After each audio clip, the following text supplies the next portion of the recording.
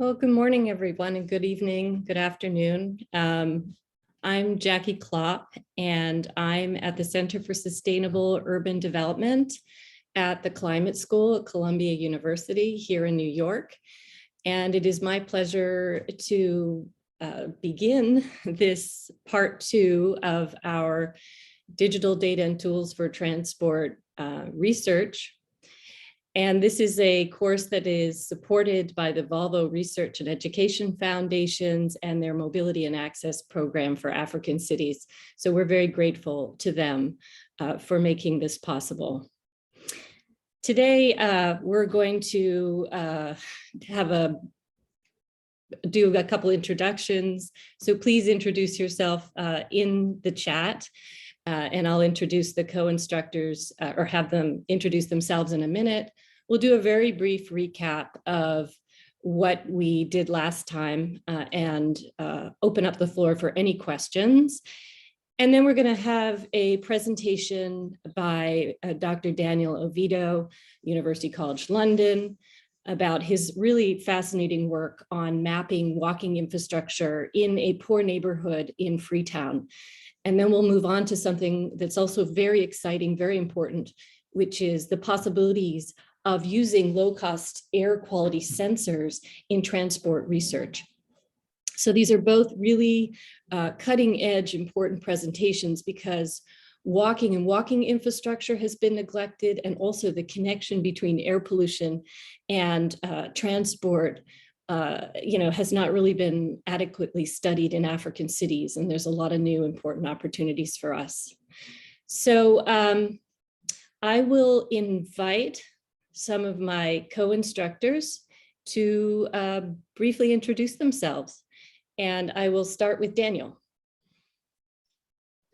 Thanks, Jackie, and hi, everyone. My name is Daniel Oviedo. I am a lecturer or assistant professor, depending on what side of the Atlantic you're on, in urban transport and development planning at the Bartlett, the Faculty of the Built Environment in UCL, University College London. My work focuses on transport accessibility and inequalities, especially in low-income communities in the Global South. So I work mostly in Latin America and Africa, and it's a pleasure for me to be here today. Wonderful. Thanks, Daniel. Priyanka, would you like to introduce yourself? Sure. Hi, everyone. I'm an assistant professor at the University of Colorado, Denver. The focus of my work has been on air pollution, specifically using low-cost sensors and satellite data to fill in our understandings of air pollution concentrations in places without monitors. And I've done most of my work in Nairobi. So I'm excited to talk to you about it today. Thanks, Priyanka. Constant? Good afternoon. Sorry, good afternoon, good evening. I think for some, maybe even good morning. My name is Constant Kapp. I'm a senior product manager at Code4Africa, running the Census Africa program. I'm an urban planner by profession and also do a lot of research and advocacy work around urban planning and urban mobility. Thanks, Constant. Agra? Hi, everyone. My name is Agra Ali, and I'm a GIS research analyst at the WRI Africa, and I'm basically working on a digital mapping project called DigitalTransport4Africa. Nice to see you here. Thank you. Great. And we have Angela. Hello, everyone. My name is Angela, and I'm a geospatial specialist from Ghana and also a member of OSM Ghana. Thanks, Angela. And we also are expecting Enoch Nyamador, who is also from Ghana and OpenStreetMap advocate and activist.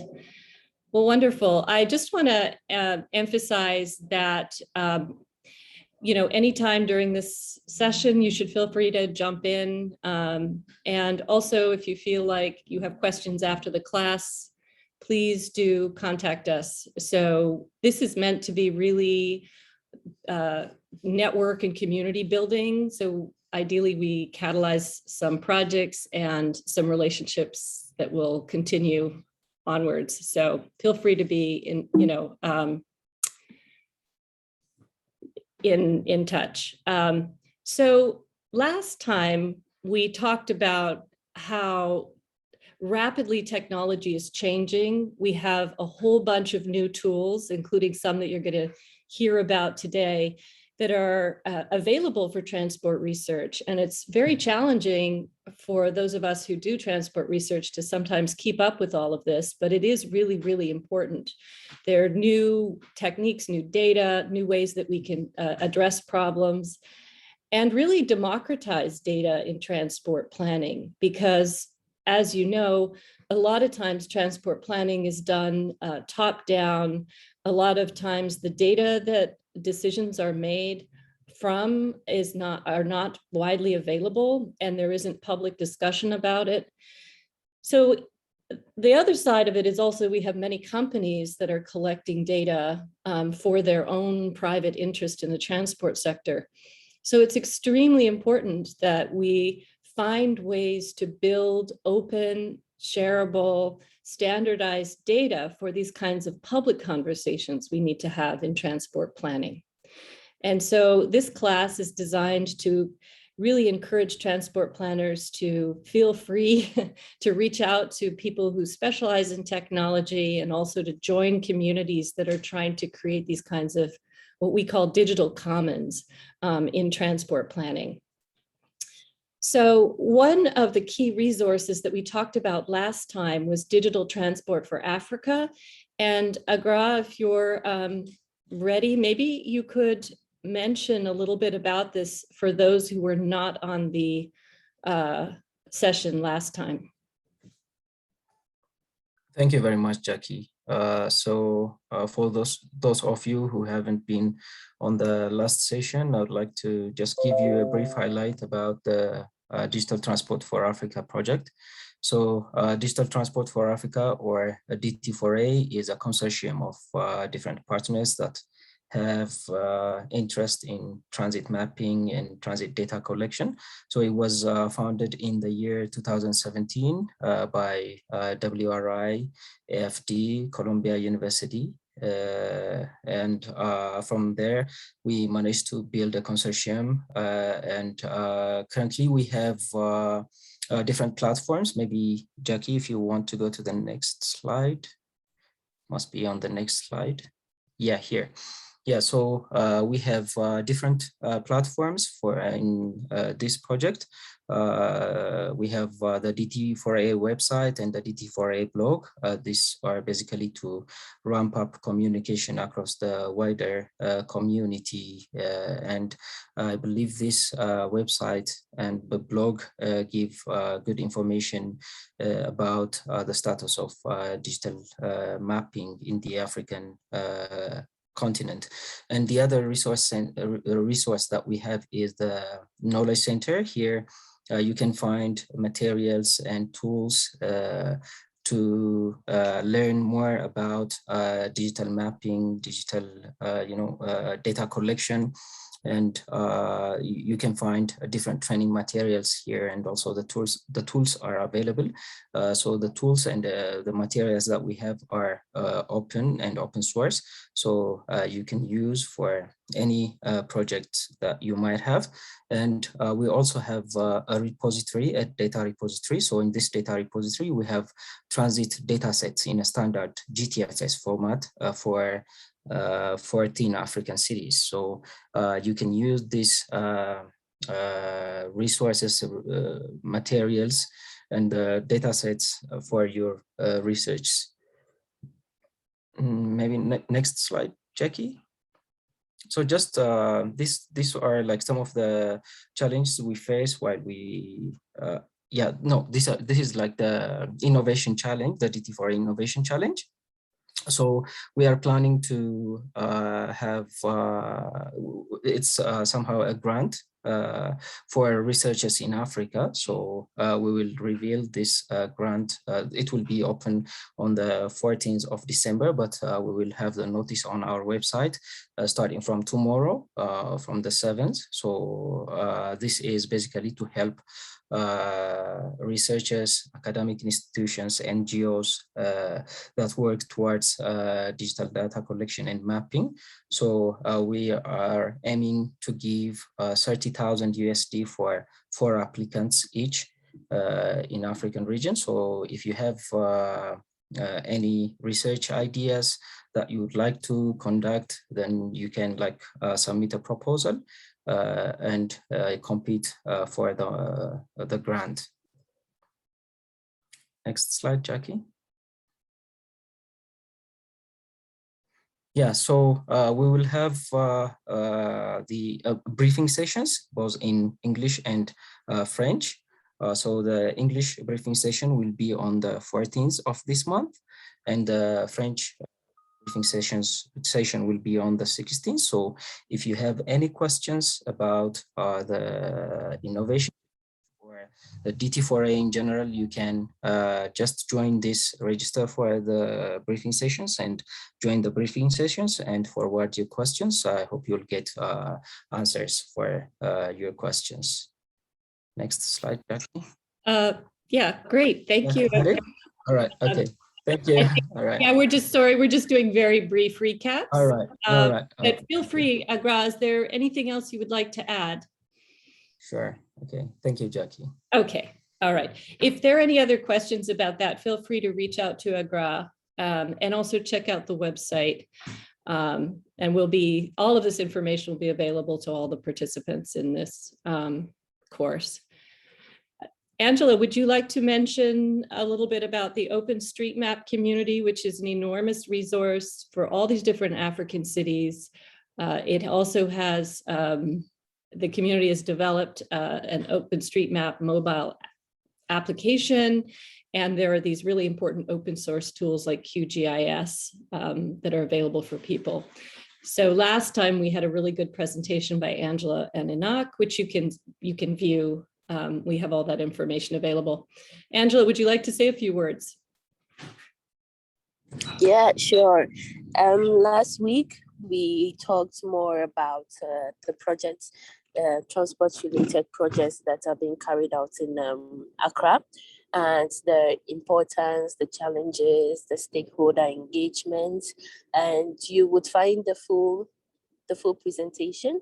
But just to recap, the presentation gives a much more use case of the transport data and the whole process when it comes to stakeholder engagement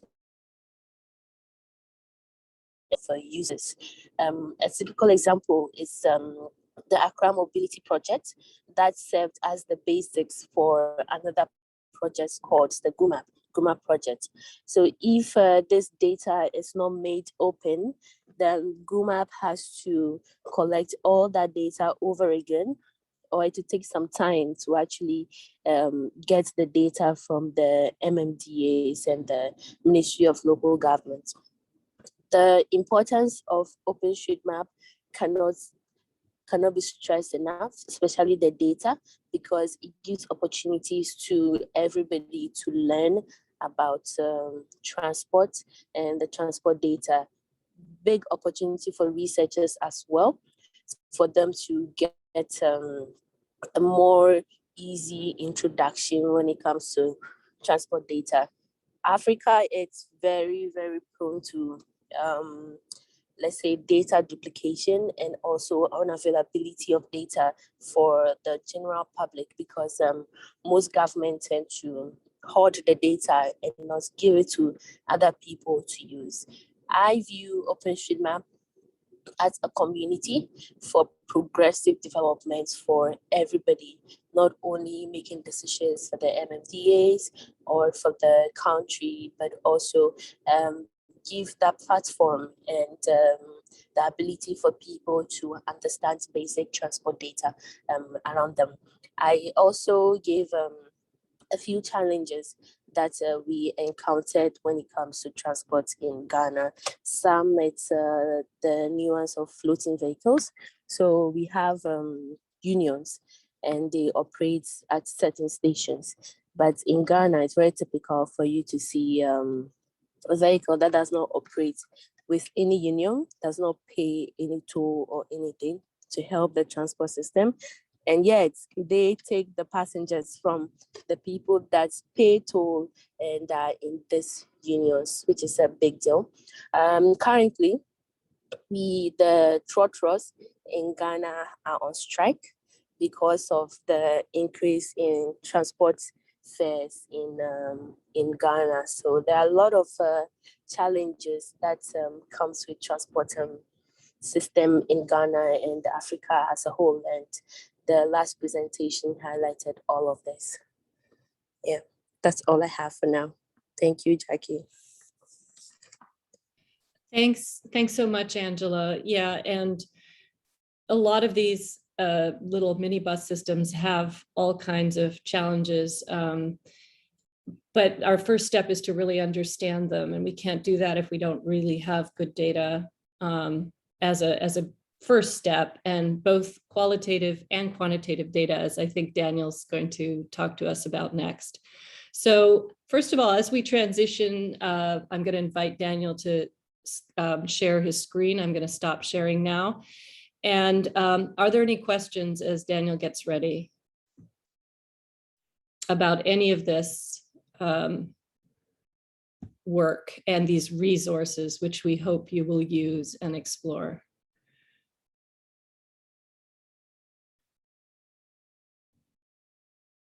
Okay, well, feel free to just keep adding in the chat as something occurs to you, or email us after the course. Daniel, over to you. Thanks, Jackie. And hi again, everyone. I think there are new participants. I'm going to introduce myself very quickly. My name is Daniel Oviedo. I am a lecturer, assistant professor at UCL. And I am also a co-director of the UCL Osaka University Walking Cities Lab, which is the larger project that underpins today's presentation. So I'm going to talk to you about a specific case study, which is Freetown in Sierra Leone, and in a paper that we entitled Walking Off the Beaten Path, which you're going to get the gist of the title in a moment. We were trying to look at how can we map the everyday walking environment in African cities, particularly in low-income communities. Here you have my contact details, and you can get in touch with me through any means, through social networks or through my email. And this presentation is going to be shared with you as part of the resources of this course. So very quickly, what I'm going to cover in this presentation is the experience of the UCL Osaka Walking Cities Lab. And I think Jackie has shared with you already the link to the website, which is a practice-based example of how leveraging mapping and spatial analysis to enact positive change and equality in urban development. So I will discuss about the problem for spatial analysis that was identified, the need for partnerships for translating knowledge into practice, the relevance of new technological developments for spatial research and practice, and the need for impact and ways forward to translate research into change. Now, the project itself starts from a very simple premise, and you probably know this better than I do, but walking in most parts of Africa is still commonly portrayed in somewhat a negative light. So when we think about walking in most African cities, we imagine environments that are not adequate for doing so. So there's a kind of a cliche about people that have no choice but to walk. Or on the other hand, many studies have focused on the dangers of pollution and traffic. So of course, traffic is a problem, congestion is a problem, but more than anything, we have a high number of fatalities on the road, which is probably the most relevant issue in terms of preserving human life, and also reducing the exposure to the negative externalities of the private car use. But at the same time, we haven't really talked about what enables walking in African cities. And that was sort of where we wanted to focus as part of this project. And this, of course, has relevance for many aspects that are essential for this course, which are the Sustainable Development Goals, health and well-being, which is, as I said, walking or the lack of adequate conditions for walking can actually lead to one of the leading the leading causes of death, according to the WHO, which is traffic fatalities, and of course for sustainable urban development. So what we were trying to do with this is to establish a space which is multicultural, interdisciplinary, inclusive, for the production of knowledge about walking cities that are not walkable. And that's probably a sentence that you're going to see across my presentation more than once. And in that sense, we started with an informal settlement in Freetown, the capital of Sierra Leone, which is actually where you get the panoramic that I have in the background of my slide. And we were trying to document and expand the understanding that we have about how is it walking in this type of settlements. So a bit of background about the project itself. This is a collaboration between University College London and Osaka University, in particular the Development Planning Unit and the Social Solution Initiative. And it has been funded by different sources. Started with funding that came from Osaka University. Then we have started getting funding from UCL and as part of its bilateral partnership. And we continue sort of working towards expanding the reach of the lab. Of course, I'm not speaking about my work alone, and this is impossible to do by yourself. So there is a big team of researchers, very talented people in London, in Japan, and of course, in Africa, both in Accra and in Sierra Leone, that are working as part of this project. And of course, people are what embody institutions, and without those partnerships, without the right institutions on board, is very difficult to create change. So aside from the main sort of institutions that are leading the project, we have the Sierra Leone Urban Research Center, the University of Ghana, and very important here, we have the Federation of the Urban Poor in Freetown, who have been actually one of the main actors for generating impact. And then this is connected with another project which is funded by the UK Research Council, which is called TISM, Transition to Sustainable Urban Mobility. Some of you probably know already about Interlink, which is the International Network for Transport and Accessibility in Low-Income Communities, who of course have given us a lot of support for this project. And finally, the Freetown City Council, who are the ones that we want to influence in the practices and the way that make decisions. Now, let me go into the framing of the research and the case study. And in a way, I wanted to start with this very simple diagram, which is trying to look at walking as a mobility practice and having two scales. One that is objective, the horizontal, objective and subjective, and then we have the conditions and the different perspectives. And we have three main aspects of walkability that we want to map: accessibility, safety, and the pleasure of walking. So beyond sort of the main aspects that we normally find in mapping, when you think about connectivity, you're thinking about accessibility, an environment that is transversable, that is compact, that is well connected, that provides access to economic activity and to other essential opportunities. And then the second area that, as I was saying at the beginning of the presentation, comes more often across is safety, which is related with both crime and with traffic. But we often forget, especially when we're talking about low-income communities, the aspect of the pleasure walking. And actually, this is one of the areas that has the highest impacts on mental health and on psychological well-being, which is related with aesthetics, with comfort.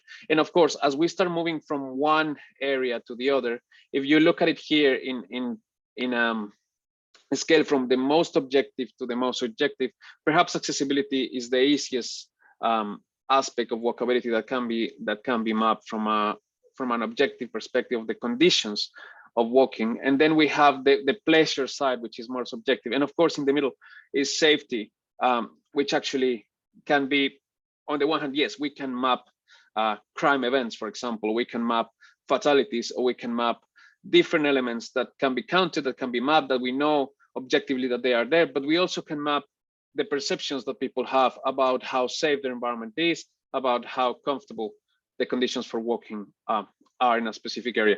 So using this scale that goes from subjective to objective, we look at these three aspects, recognizing that any of those three elements can be looked at actually from a perceptions perspective, and we account for the distribution of those conditions of walkability across the walking space.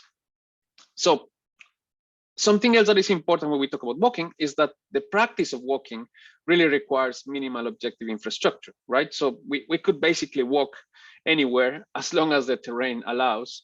And in that sense, the infrastructure and design elements of the built environment that allow for walking can be very, very diverse.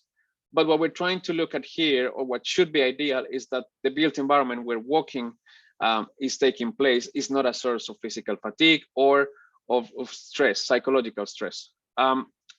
And then in that sense, it's important to think about people that have no choice but to walk. So those that are called captive walkers, in a way, have been ignored in most studies. And when we look at those that are looking at people that have no choice but for walking, most of the studies are based on the behavioral aspect. So how many trips you make walking.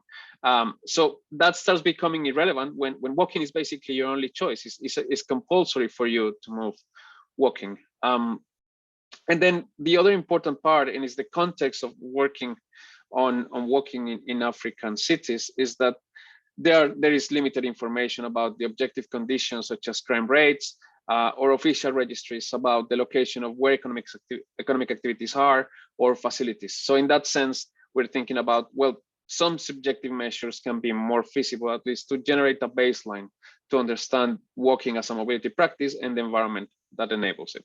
So building on this framework, that's what we try to do, is mixing, as Jackie was saying, objective and subjective, or quantitative and qualitative information that can introduce that flexibility to understand how people move along the space. And we used Mojiva, and I come back to my photograph, because it was a very interesting case where most people were walking and where there were basically no available choices, alternative. So Mojiva is a settlement in a hilly area in the eastern side of Freetown, is around 5 kilometers away from the CBD. So actually, when you look at it in just the Euclidean distance from the center of the settlement to the city center, you could actually walk. I mean, 5 kilometers is a quite walkable distance, but you're going to see in a moment how that starts multiplying. The settlement's population is estimated at 50,000 people today, and it has an interesting history. It was established initially in the 1930s as a farming community, and then in the mid 60s, it became a quarry. So it was basically a quarrying community that was established to support the construction of major civil works in the city. And as you can see it in the photograph, the hillside is scattered with houses across the slopes. And that, of course, has implications for risk, environmental risks, and other kind of risks related with the use of the roads, particularly, and many of you probably are aware about similar situations in other cities. When the rainy season comes, the environment completely transforms. And that's something that we want to sort of at least set the foundations to give resources to how to capture those changes. So, not a surprise, infrastructure and service provision remains a challenge for Mojiva's residents. The settlement has precarious road networks. You can see it from the photograph itself. And there is one main dirt road which acts as the artery of the settlement. And of course, there is a whole set of footpaths, which is what is really not mapped in official records. In general, the road network in Freetown is poor, and we have some benchmarks. So while in some areas there is a standard of 30% of the land being devoted to connectivity, in Freetown there's only 5% of the land that is connecting different places. And informal hillside settlements such as Mojiva are are very common in Freetown, and they often suffer from the same problems of inaccessibility because they don't have good road connectivity, because there is not sufficient supply of public transport, and that of course starts leading a lot of people to basically walk, and cycling is not very popular in the context of Freetown. So we start working with Moyiva, which provides us a lens to unravel those everyday dynamics in restrictive geographies for walking, right? And considering what I have been saying earlier, that walking is not a choice but a need. So what happens when you have a walkable neighborhood in a walkable city that is basically not walkable, at least from a first exploration? We carried out our fieldwork during 3 weeks in March 2020, and we used a participatory mapping tool called Maptioner, which I'm going to show you in a moment, to try to explore the variety of walking routes, their characteristics. And we also conducted a sort of walking interview using Maptioner as well, where we were talking to people about the different routes that they took, and a qualitative assessment of the walking environment to try to capture those more subjective parts of the walking environment, which are related with safety and the pleasure of walking. So 2 phases. The first phase, which happened in March 2020, we were looking at the main variables were the walking routes, the road condition, the facilities or features that you could find alongside the walking routes, and different exposures to risk and safety. We used Maptioner, and basically we did a mapping of around 12 kilometers of pathways and roads across Moyiva. Then in the second phase, we worked with 38 participants from the community in mapping the walking routes that they were using, what were the preferred routes and why those routes were preferred. And in a way, we were trying to capture those everyday experiences of risk and safety associated with walking in Moyiva. So before we started the data collection, we needed to do some training. So we had a 2-day training program for field enumerators, which included some representatives from the Federation of the Urban Poor and some community leaders. And following the training program, we approached local leaders who acted as gatekeepers and facilitated access to the community. And this meeting had a very important purpose, because we couldn't really go into the neighborhood without having buy-in from the community and from the community leaders. And that helped us also with the ethical part of the research, which is informed consent and participation from voluntary participants. Now, what you have here on the right is a screenshot of Maptioner itself. And before I show you how Maptioner works, I wanted to summarize what our approach was. So the first thing is incremental mapping. And here, this is one of our first outputs. We did our inventory of different walking routes is what you have here. And essentially, the red lines that I'm mapping here are the main dirt roads that connect Moyiva with the rest. So from any official map, basically, Moyiva only has two roads and a half for connecting with the rest of Freetown. And then every yellow pathway that you have here is what we mapped out using our Maptioner tool. So it was incremental mapping, which has a lot of layering. What you're going to see that we did was basically superposing different layers of different aspects of the walkable environment. And very importantly, was about making visible the invisible. So making the invisible visible, and mixing objective and subjective measure to produce a baseline that could be sufficiently dynamic to adapt to a rapidly changing environment. And you're going to see why is it a rapidly changing environment. But before I go into that, I wanted to make a quick stop and share with you the tool, the Maptioner tool. So I'm going to put on the chat the links to the 2 questionnaires that we have available for the survey, and I'm just going to show you very quickly how we were doing our inventory. If you want to know more about the project, you can always visit this link, which is the one of the Walking Cities Lab. So before I continue, I'm just going to take a second and to show you from my screen how we were using the Maptioner tool. So Jackie, please tell me if you are seeing the Maptioner tool now. Yes, we are. Thank Okay, you. cool. Looks So great. you can all play a little bit with that. It's fine. You can submit your data. It doesn't matter. I know that the data from today, we're not going to use it for the research. But essentially, we have in the background a general map of Freetown. What our enumerators were doing, there is this option here where you can use your location to actually locate yourself in the neighborhood. I'm not going to use it because it's going to send me to London. But essentially, what we see here is what we get in most maps that are used for decision making, and which ignores basically everything else, right? So we have a few other walking pathways, and because of the configuration of the different settlements, there are routes that start emerging. So what we did was we started from, let's say, this pathway. So we mapped this one here. Sorry for my pulse. And then we start getting different characteristics. So what's the characteristics of the surface? Uneven, mildly inclined. What was the material? What was the traffic volume? So we have all this data about the different aspects that we had. But what is important is that we can, as I was saying, we can start layering. So let's say, what is the space used for? Let's say it was for recreation.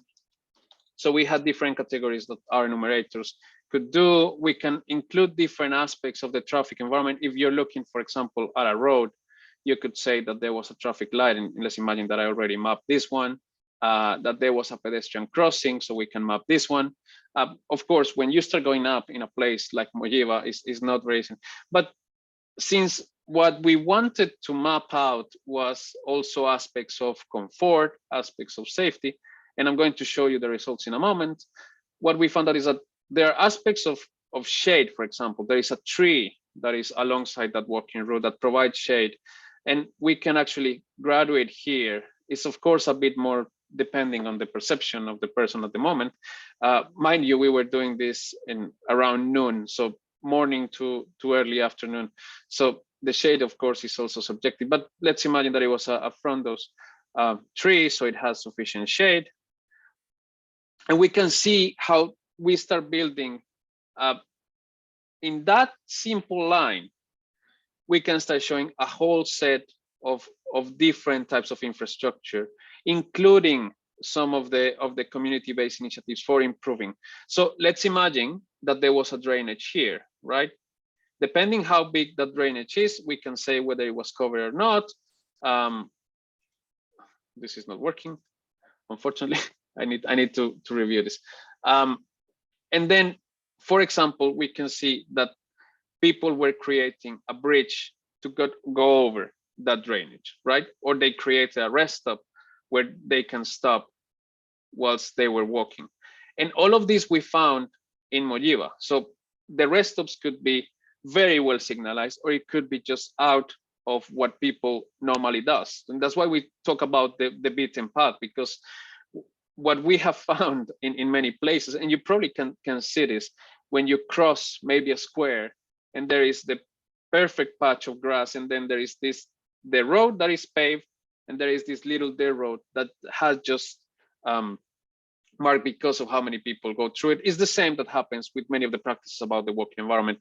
What we saw was our community participants sometimes just, this is my favorite rest stop, it's just under a tree that provides shade. So a lot of it can sometimes overlap with each other, and that was the way that we started doing it. It took quite a long time. And then on the subjective side, which is this other questionnaire, we had a sort of a mobile interview with our participants when we asked them different characteristics of themselves. I'm not going to stop there, but if you're curious, you're very welcome to play with the Maptionnaire and giving feedback and make your questions as we progress along. Jackie, please let me know how am I doing on time, because I don't want to go over. You're doing great. It's really fascinating and useful. So take your time. Cool. So again, you're welcome to look at the other website where we have the different resources. And just to say that we are very interested in continuing mapping the walking environment in different African cities. One of our next case studies is going to be a couple of neighborhoods in Accra. But if any of the participants of this course is interested in applying the methodology in your local context, we will be more than happy to do that. So going back to the presentation itself, and you saw it in the map shown there. What we're doing again is sort of overlaying different aspects of the built environment, and we create an incremental mapping that doesn't stop when the project stops. So the idea is that with the support of the community and the city council, people can go continuously to the environment and continue enriching the mapping, especially for keeping track of official interventions into the working environment. Now, when I'm talking about layering, I'm talking about transforming this reality of the neighborhood itself into a more complex map of where are the risks, where are the obstacles, where are the facilities. So these stairs, these bridges, these obstacles, how they translate into the working environment, how can they explain how people move? And there are other aspects which are related with that more objective side of accessibility, that, for example, and this is one of my favorite photographs, which, as you can read here, is the pit mini stadium. And when it talks about the pit, is what we have here, which was a huge pit left by the quarry, which transformed into an artificial lagoon. And this patch here, actually, people turn it into a stadium. You can see in the photographs the goals for the football, and they actually get packed. I mean, you get the noise of a similar to a stadium when the community gets together to play football, but that wasn't mapped anywhere, and the use of that land was not mapped anywhere. And the same happens with many other aspects of the neighborhood, which are, for example, this palm wine bar, or the okadas are the motorcycle taxis. So there is a parking here and storing for the okadas that serve the community. And all of these we started mapping and overlaying with our initial inventory of areas. And then the other aspect that is important about the layering was, as I was telling you, the community gets together and starts transforming the working environment. So there are aspects of risk, and people either avoid those risks or they create an intervention to try to mitigate those risks. And of course, there is self-developed street lighting and stairs and ways of overcoming the different challenges associated with the topography. So what we see here is just examples from the field of things that we ended up overlaying on top of our mapping. And here we have the different elements that we start finding across the space in Moyiva. So I was talking earlier about the stops, the rest stop, and here, this is something that maybe needs to be clarified. The rest stop, it looks like a bus stop, but there actually are no routes of anything that go there. So essentially, we started finding these benches, which from a first outside look at the neighborhood, it seemed like a bus stop, but there was actually no public transport routes. And we found out that the community started building these benches, which are of sort of private and public shared use outside some of the houses or some of the areas that are most transited by people, so they can stop and get some shade and get some rest. And actually, there are some informal commercial activities that happen close to those rest stops. So here we have a market, and then we see other initiatives in progress. And that's why I was saying that this is a rapidly changing environment, because as you can see, people start constructing these other facilities. In this case, it was what was going to become another store. We have as well the aspect of pleasure, which is the vistas, and actually I have to say that Moyiva has some of the most amazing vistas that you can get in Freetown, and that was something very important in our mapping. And then you have also other aspects which are transforming the pathway itself, and is connecting over this drainage, for example, through a bridge. So what we get is different layers that are superposed with each other. So we start with this basic inventory, and then we start mapping, for example, schools and community spaces, and what were the walking routes that people were taking to work and school, for example. And then on this right-hand side map, we have other forms of spaces. So the case of the mini stadium, which you have here, is as an area for leisure or a community space. We have some other sports spaces, worship spaces, so very important, the role of the church in the construction of the built environment, and so on. So we start building these different aspects that can get overlaid. And as I was saying earlier, we have also the aspect of the risk and obstacles. So all those holes and open drainages that I mentioned earlier, and the public lighting that people is developing. So there is actually a whole network of public lighting which we manage, especially in these more transited roads here, where people were building their own light posts. And here we did a mapping of the rest stops and the spots where there is shade, but also from the practice itself, from our 38 participants, we mapped the spots where people were feeling out of breath and they were feeling tired, and other characteristics of the built environment. So when we look at everything as a conjunction, in total, the sum of all our layering, what we find is that we need to pay more attention to that unmapped walking environment, especially from planning authorities, to these apparently mundane but very important practices that transform that everyday walking environment. And it's a very important source of knowledge about how people navigate the built environment in the space. Now, something else that was very important that has actually led to some level of success of this project is that our strategies were very collaborative, and we were working hand in hand with the community and conducting experimentation. A lot of what we initially set out to map, of course, it was mapped, but it was falling very short of the reality of the walking environment in a place like Mojiva. So we can find that many of these layers actually had to come into the survey after a first pilot mapping and a conversation with the community, when thinking more clearly about the comfort and the pleasure of the walking experience. And something that is very important is that combining these flexible methods, we can adapt better to the conditions of rapidly changing formal settlements.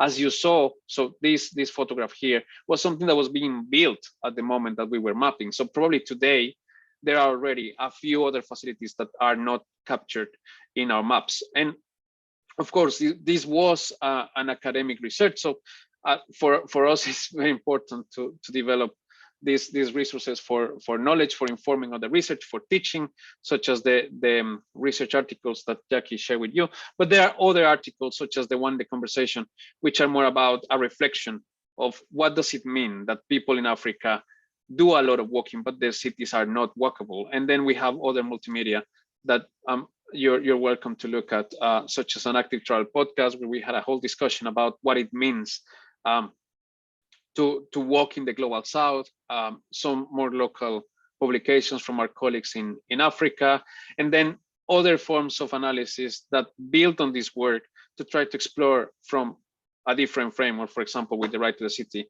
what's happening in a city such as Mozambique. So in terms of the conclusions, something that is important, yes, we need to start by exploring and recognizing that the physical attributes of the built environment in places such as Mojiva, and there are aspects of design, of form and functionality that can help us understanding that walking environment. But that's only the first layer. And what is important is to start taking into consideration the different subjective factors that can influence how people move, how people behave on the space, and how that behavior actually leads to other places or areas that have some different meanings. So the places where people get out of breath and where they could benefit, for example, from a bench to rest or some shade to stop.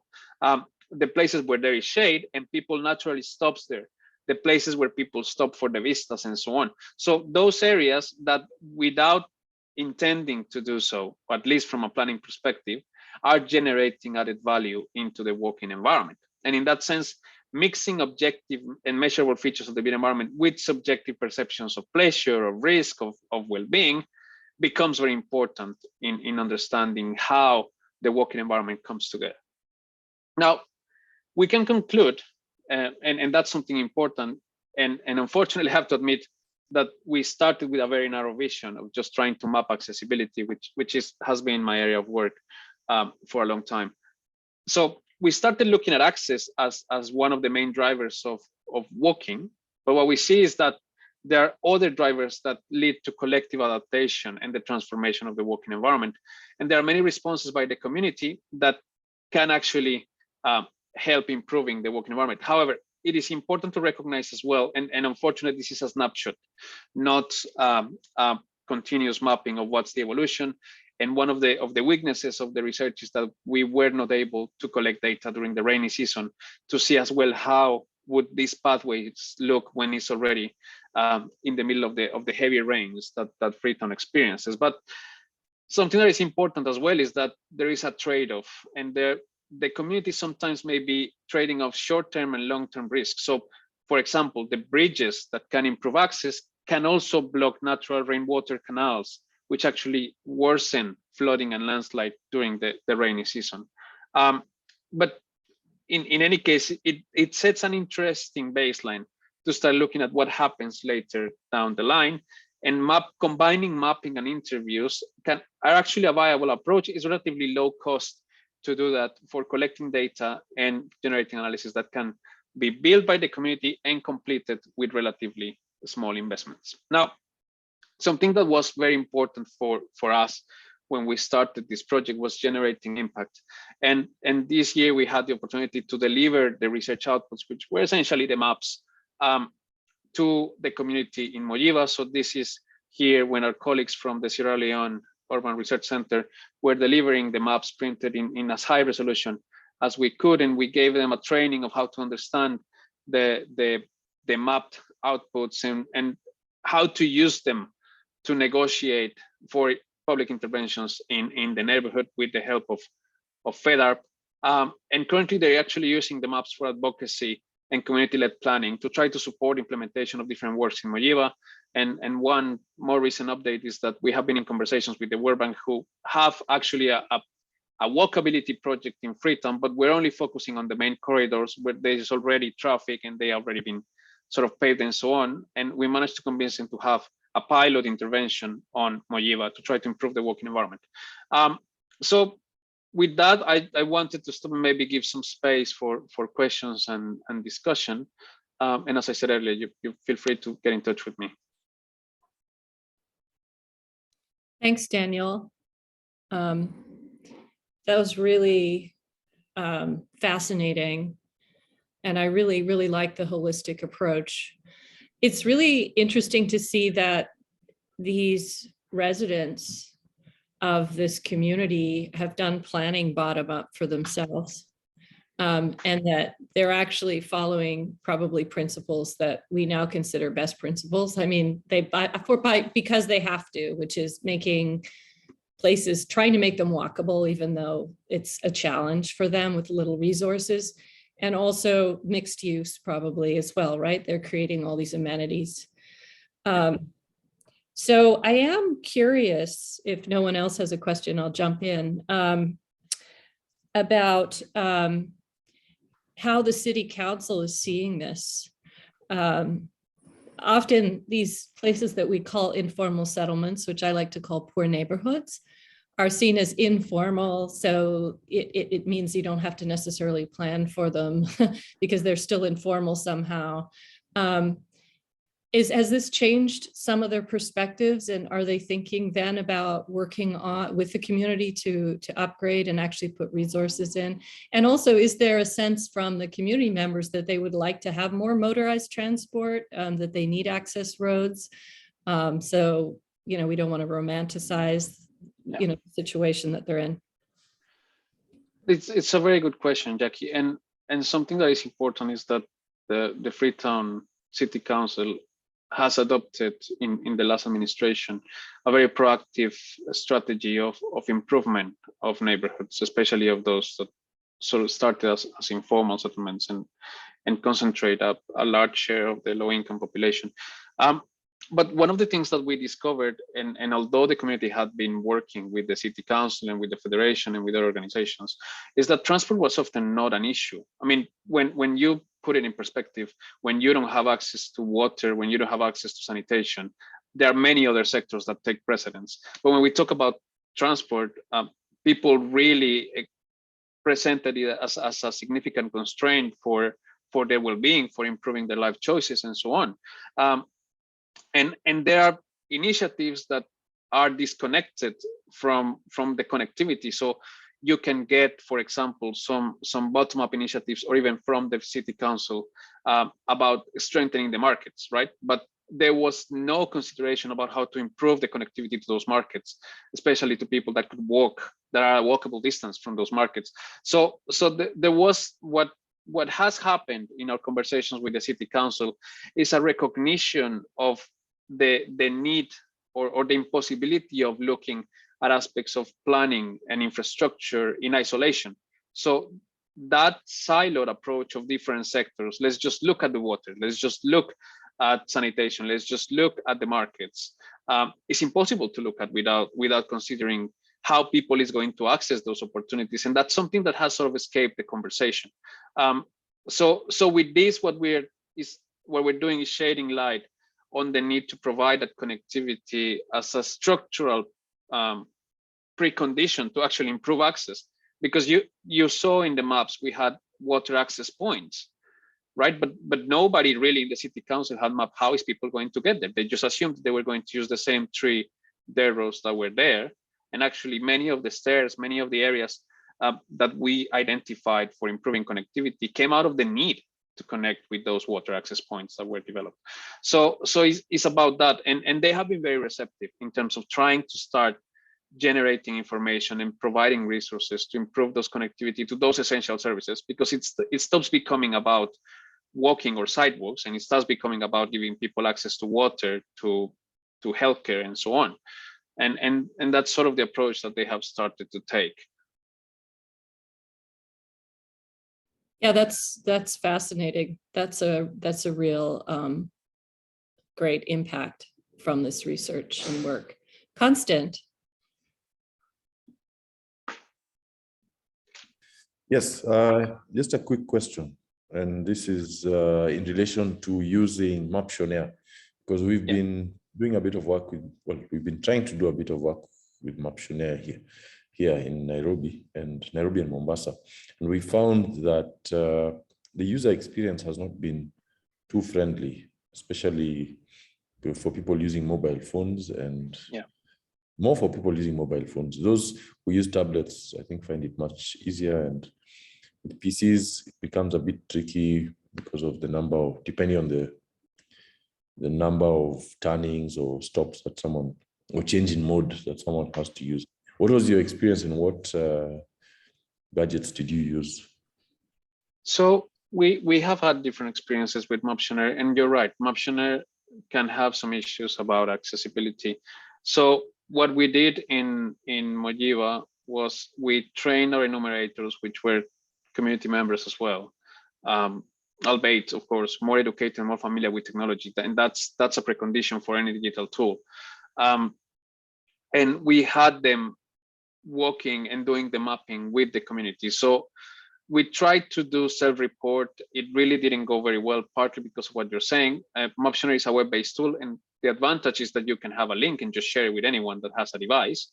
The problem is that depending on how good is, or how wide the screen is, and how good sensitivity your screen has, it can generate problems, and it can lead to imprecisions. The way that we have control for this is that we provided the equipment and the connection to mobile data to our enumerators, and they went in groups to try to do that. The other way in which we have used it is we equip community centers with adequate internet and with the right equipment, and we do a sort of focus group with people. When you have a researcher like myself leading the mapping exercise, and that tends to work much better than just allowing for self-reporting, because you're assuming that people have the spatial understanding as clear as you would have it in front of a screen. That's often not the case. So what we were doing and that's why we turned into this sort of mobile focus groups and interviews, was we started working with them, and we stop at specific points, and we told them, okay, let's look in that direction. What do you see there? How do you walk this area? So it was a bit of a go and stop to try to build, and it takes a long time. It takes a long time. Generating our data took a couple good months to start generating the different layers, but we found that it's much more effective to have well-trained enumerators that go with the tool, and we provide them a handful of equipment, which actually reduces the cost, than trying to get people just to distribute a link and respond on their own. we use Maptioner in another research about COVID in Latin America. And what we found as well is because you have that bias of access to connectivity, we had surveys and it was a good sample, but it was skewed towards middle income and high income and high education respondents. So that's one of the dangers of deploying Maptioner only as a survey tool.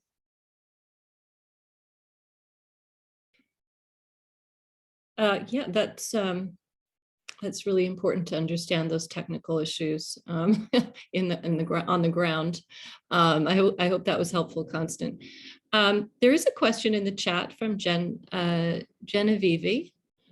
She says, I'm curious about the average walking distance in the particular community. Also, what is the level of integration with public transport services? Good questions.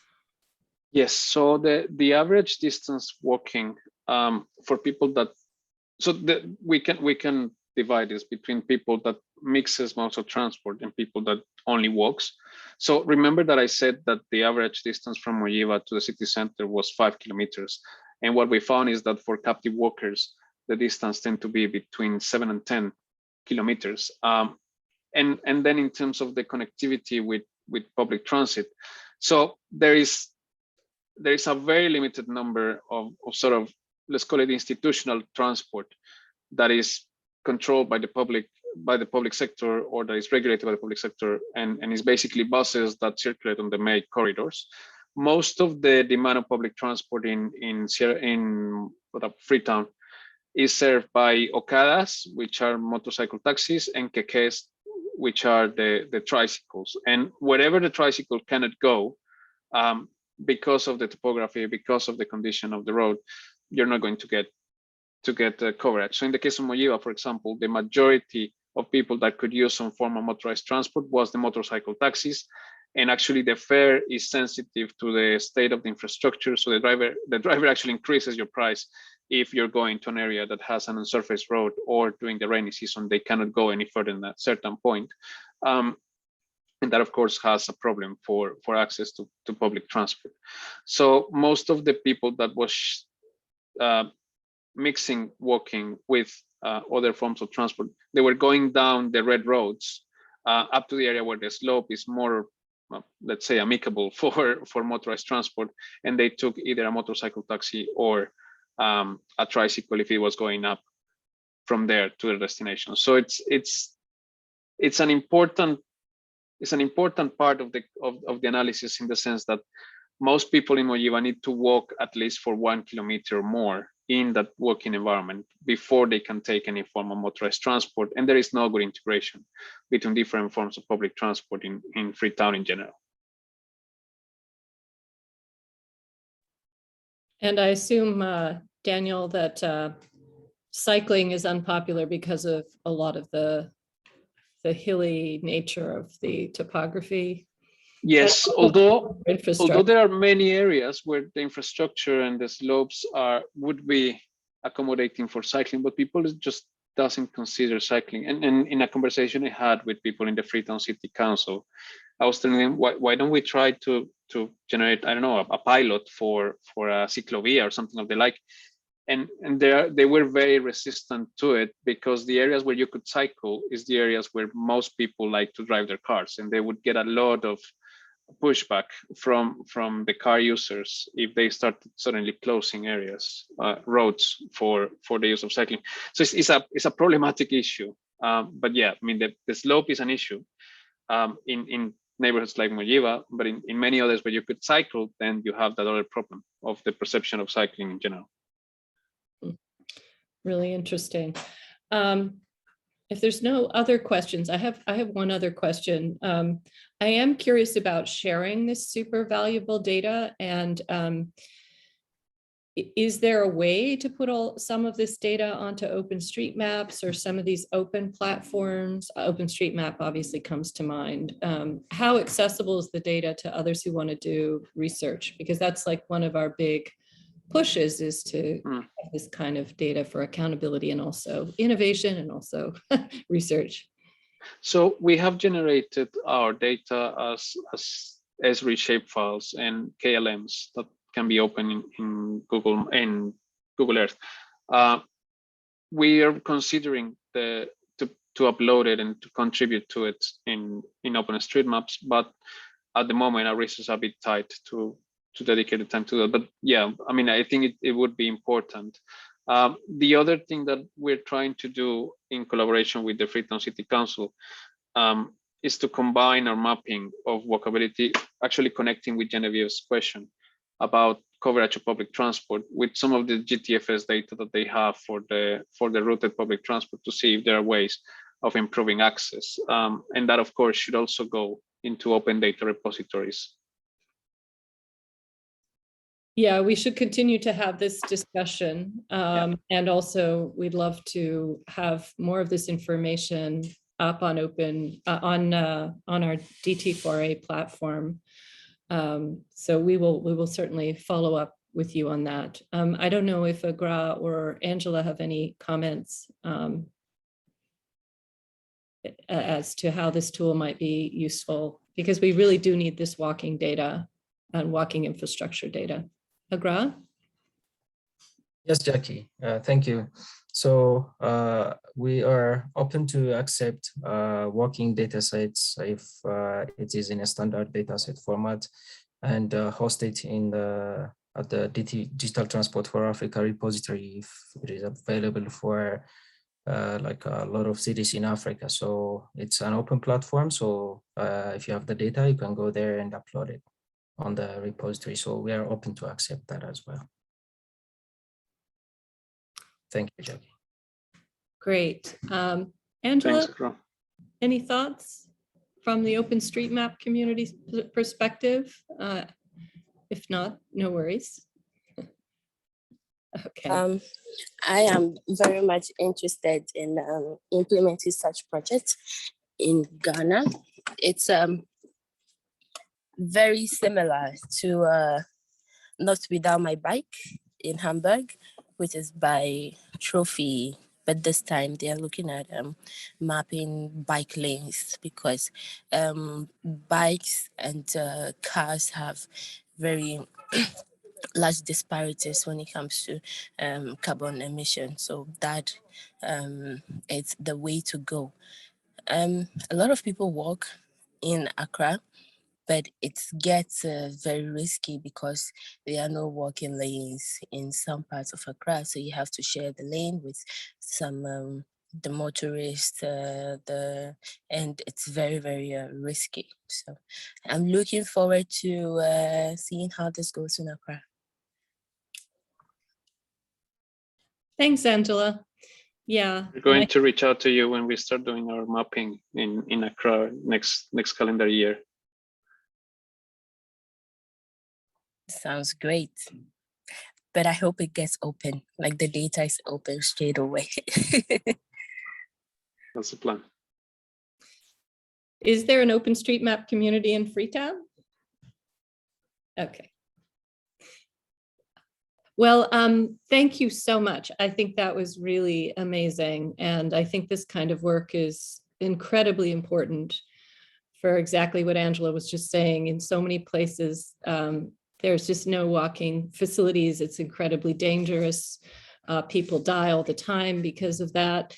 And it's just not available. There's people, it's not in the data that transport users, transport researchers, planners use. So this is really, really important, and it really needs to be scaled up. I think we can take a little bit of a break, especially Daniel, who just gave a couple presentations in a row here, talking to Kigali, talking to UNDP in Kigali before us. So let's take a break. Let's come back at 10:30, and I'll let Priyanka and Constant, get ready for their important presentations. So thanks so much, Daniel. That was terrific. Thank you.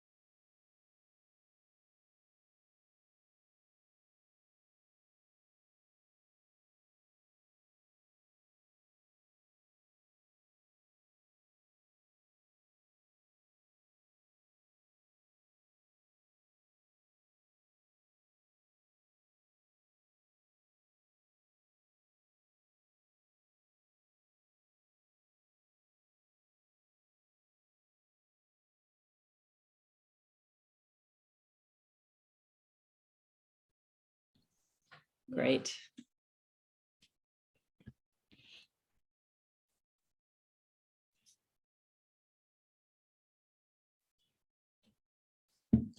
Okay, good afternoon, good morning, good afternoon, good evening, everyone. My name is Constant Cap.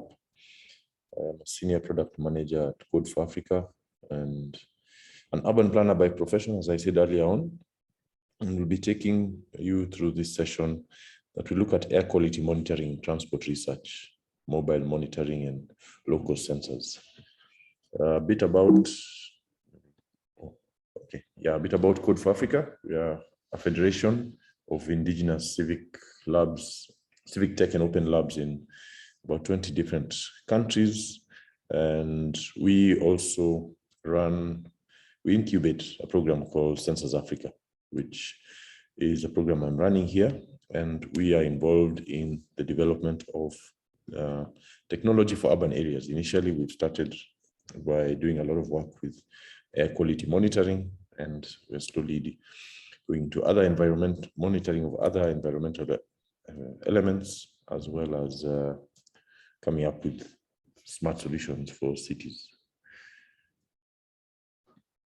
Okay, that is me, and I'm also a writer, a blogger. I write on africancityplanner.com. Okay, so a bit about air pollution, because I know we come from different backgrounds, and I'm sure we all know we have an idea of what air pollution is. You look around in our cities and we see smog, we see smoke, and we have that connection that this air is polluted. But so basically we're talking about a mixture of gases and particles that are not natural to the air. Okay, and well, it can happen. Air pollution does at times may happen naturally, when you have volcanic eruptions or dust storms or such things, but a lot of it these days is actually manufactured, and here we talk about, we mainly have two classifications of air pollution: ambient air pollution, which is outdoor air pollution, and household air pollution, which is what happens within the household, mainly relating to things like cooking, kind of, related to the kind of fuels people use at home and such. And, in Africa, urban outdoor air pollution is responsible for an estimated 49,000 deaths annually.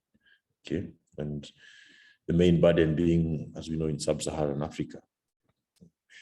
When we talk about pollutants, we tend to talk about, you'll get to hear a lot of a term called particulate matter. And in short, we call it PM. These are small, tiny particles, solid and liquid particles found in the air, okay, from dust, soot, smoke. Some are very small that you can't, they're smaller than the human hair.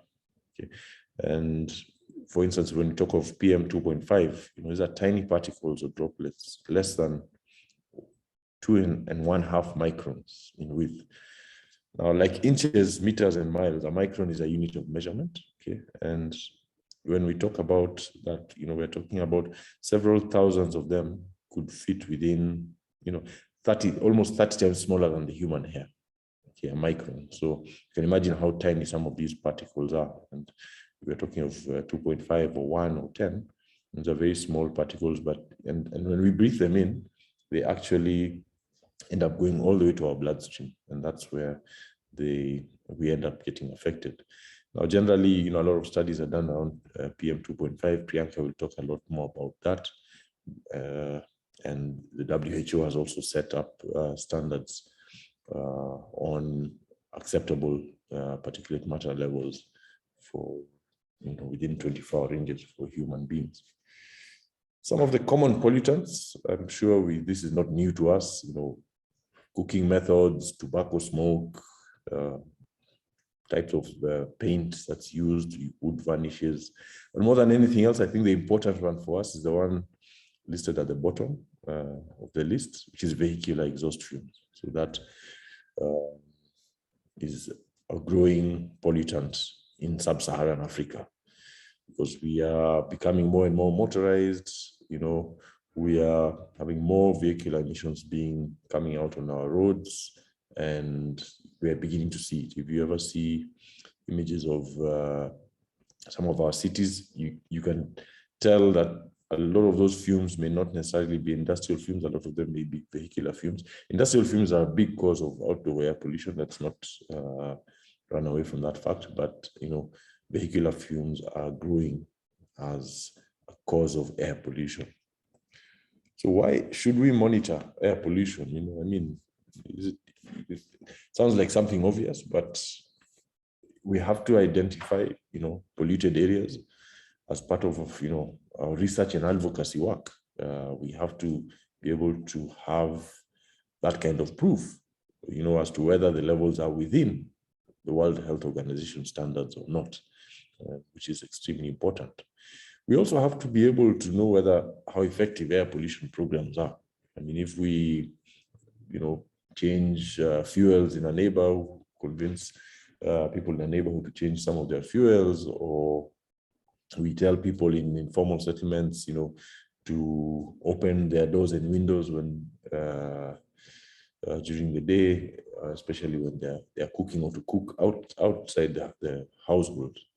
Then we have to measure and see, are these programs actually helping? Has there been a change within the house or not? And also, when we have, and I know Priyanka will mention some of this, when we have car-free days, or when we close streets to vehicles, we can be able to tell, has there been an influence on this?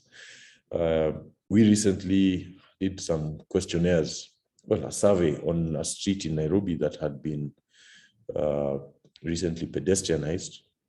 That was pedestrianized 2 years ago, and we did a survey with the business people along that street, and find out, aside from the fact that their business had improved and they were getting more walk-in customers, window shoppers, as well as an improvement in security, one interesting element that stood out was one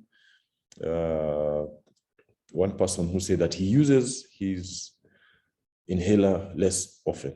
And I thought that was a very big impact of having pedestrianized streets, because clearly the air along that street was cleaner. Another thing we got to learn from that research also was that prior to the pedestrianization, this particular street was used by matatus. I think some of you call them minibus taxis, other people call them daladala. They used to park there and rave throughout the day as they're waiting for customers. And the people in those shops had to get funds, because of all the vehicular emissions that were coming to their shops. And now they don't need to have those. And if you just Google Luthuli Avenue, you'll be able to see that change that happened. And other things, we can also, and through that, you can emphasize on the health impact of clean air. Someone tells you, I use my inhaler less frequently. That's something that's quite touching. And the data can also make us understand mortality rates, especially when we do much larger scale research, and also using data for educational programs.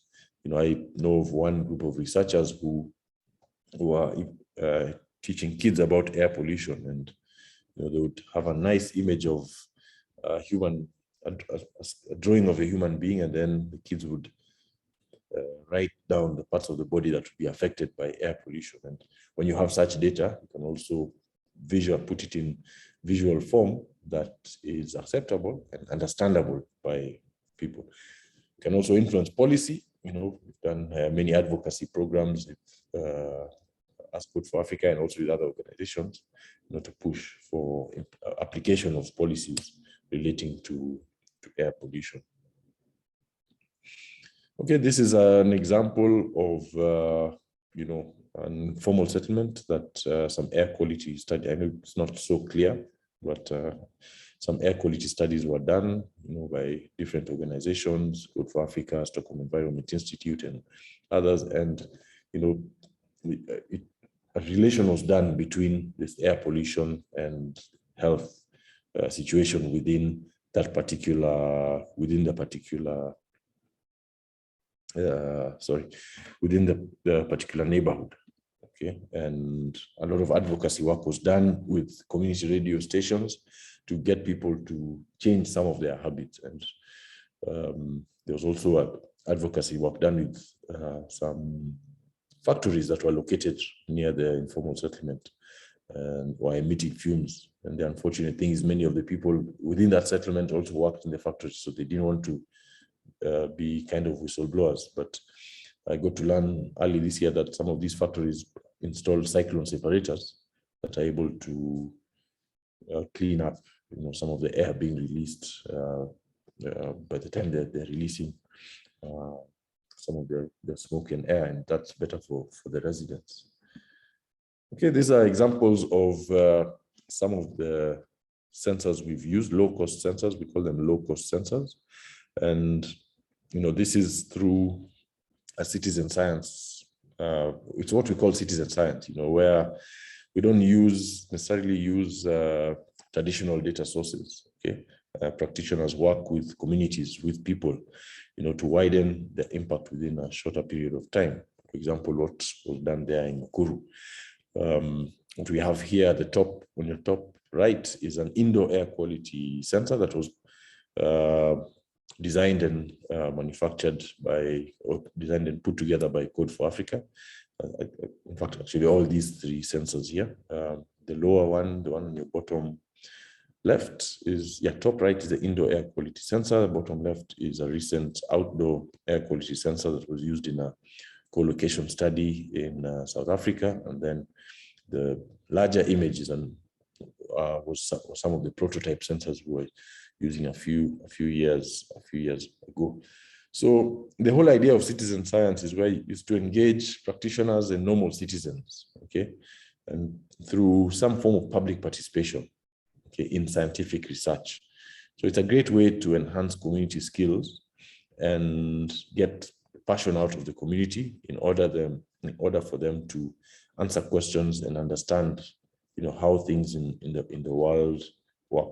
UNESCO calls citizen science the participation in a range of non-scientific stakeholders in the scientific process. So this is quite common in many air quality, low-cost air quality programs where normal citizens end up hosting sensors or keeping them or moving around with them, as I'll show you in another example. And through that, working with experts, they're able to disseminate the results, come out with, do research work together, and come up with even advocacy programs to solve some of the challenges that they have. So many times people work with volunteers who end up collecting this data. And so many citizen science programs in the world have engaged people, normal citizens, in collecting data, especially relating to challenges that they have in their day-to-day basis. And it's something that's growing. It's growing over time. It's been used, continues to be used in different neighborhoods and in identifying different challenges. So this is an example of what is inside the sensor. I know these are all, very a bit, technical aspects, but basically you have, as you can start on the top left, you have actually at the top what we call a PMS sensor, which is what detects the particulate matter. And then we also have other components like GSM module that is used to transmit data from the sensor to the dashboard or an API, as I'll show you later on what we have. Power switches, and then USB power, and this microprocessor, what we call the node MCU, is where the firmware or software is installed into. That ends up enabling the entire component to function. Okay. And another set, this is the back side, the flip side, where you can have a SIM card holder there for your data transmission. You can also have sensors that have data storage cards, and so they may not be necessarily sending data immediately. to the API, depending on how these are designed. I don't know if this video will work. It hasn't worked. Can you see the screen? Yeah, we can see the screen, Constant. Can see the, but you can't see a video, can you? No. Okay, let me play. It's just a short video that shows you the assembly of. Yeah. Let me try. Yeah, you can see. I think you can see that now. Yes. Yeah, it's a short video that just takes you through, prepared by one of our team members.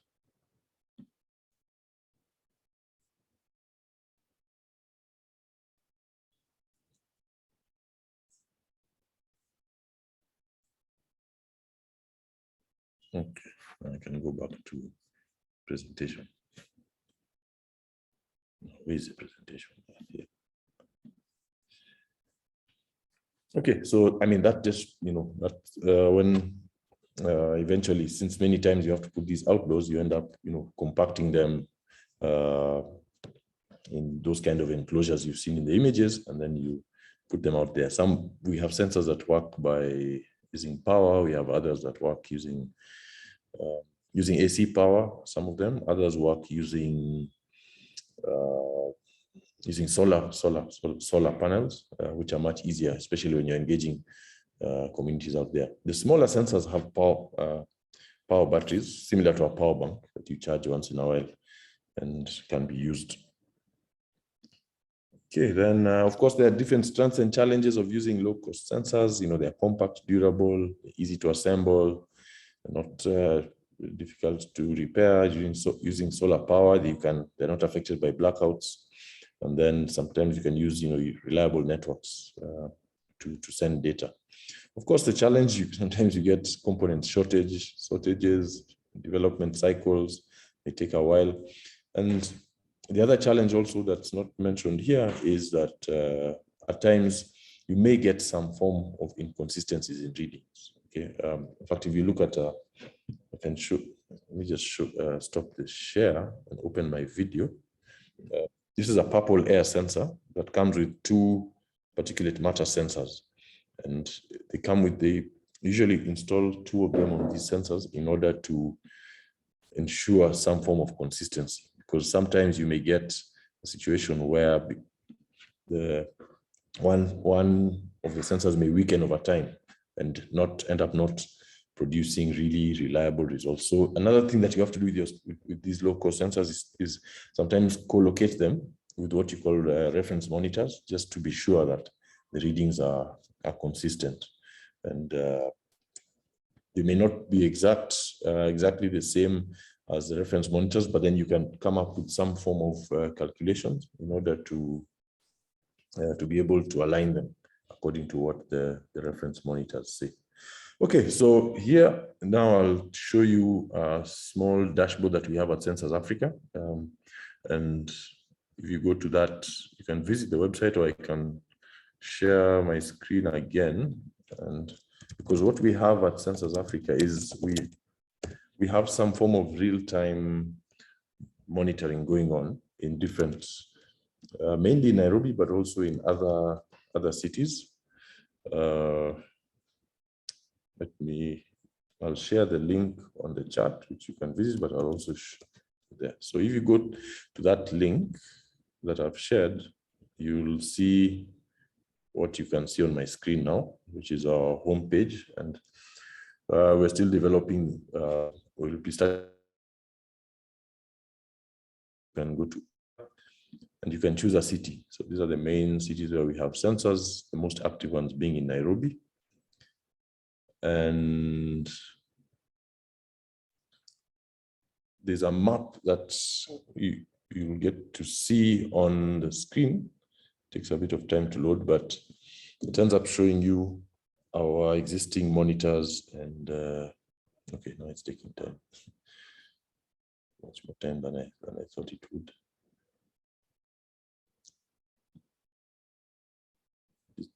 Yeah. It's a bit slow. Yeah, there it is. So these are monitors that we've deployed in different parts of the city. You see some in the industrial area, others. And, basically the colors you see tell you about the air quality in that particular place. So you can check for PM10 levels, PM 2.5, scale using the official US AQI scale. Also temperature. Some of the monitors check temperature and relative humidity. Some are up to date, others, a few of them are a bit are not functional anymore, but most will give you an up to date reading, on the situation in the particular area, place where the sensor has been deployed. We tend to work closely with community groups that have challenges with air quality, or that are facing some form of problem, and then in the past we've got journalists to do features on air quality challenges, and sometimes this has led to action. Quite a number of times has led to action by government, especially where you have factories polluting, factories located next to residential areas and just polluting the air. Okay, then our data is openly accessible through the Sensors Africa API. If you go to the Sensors Africa website, you'll be able to access that and use the data for research work, or for whatever kind of work you may need to do that. And because we as Code for Africa, we're quite big on data being accessible to people as much as possible. Okay, then now to urban mobility related work. I'll share a few case studies relating to air quality and urban mobility.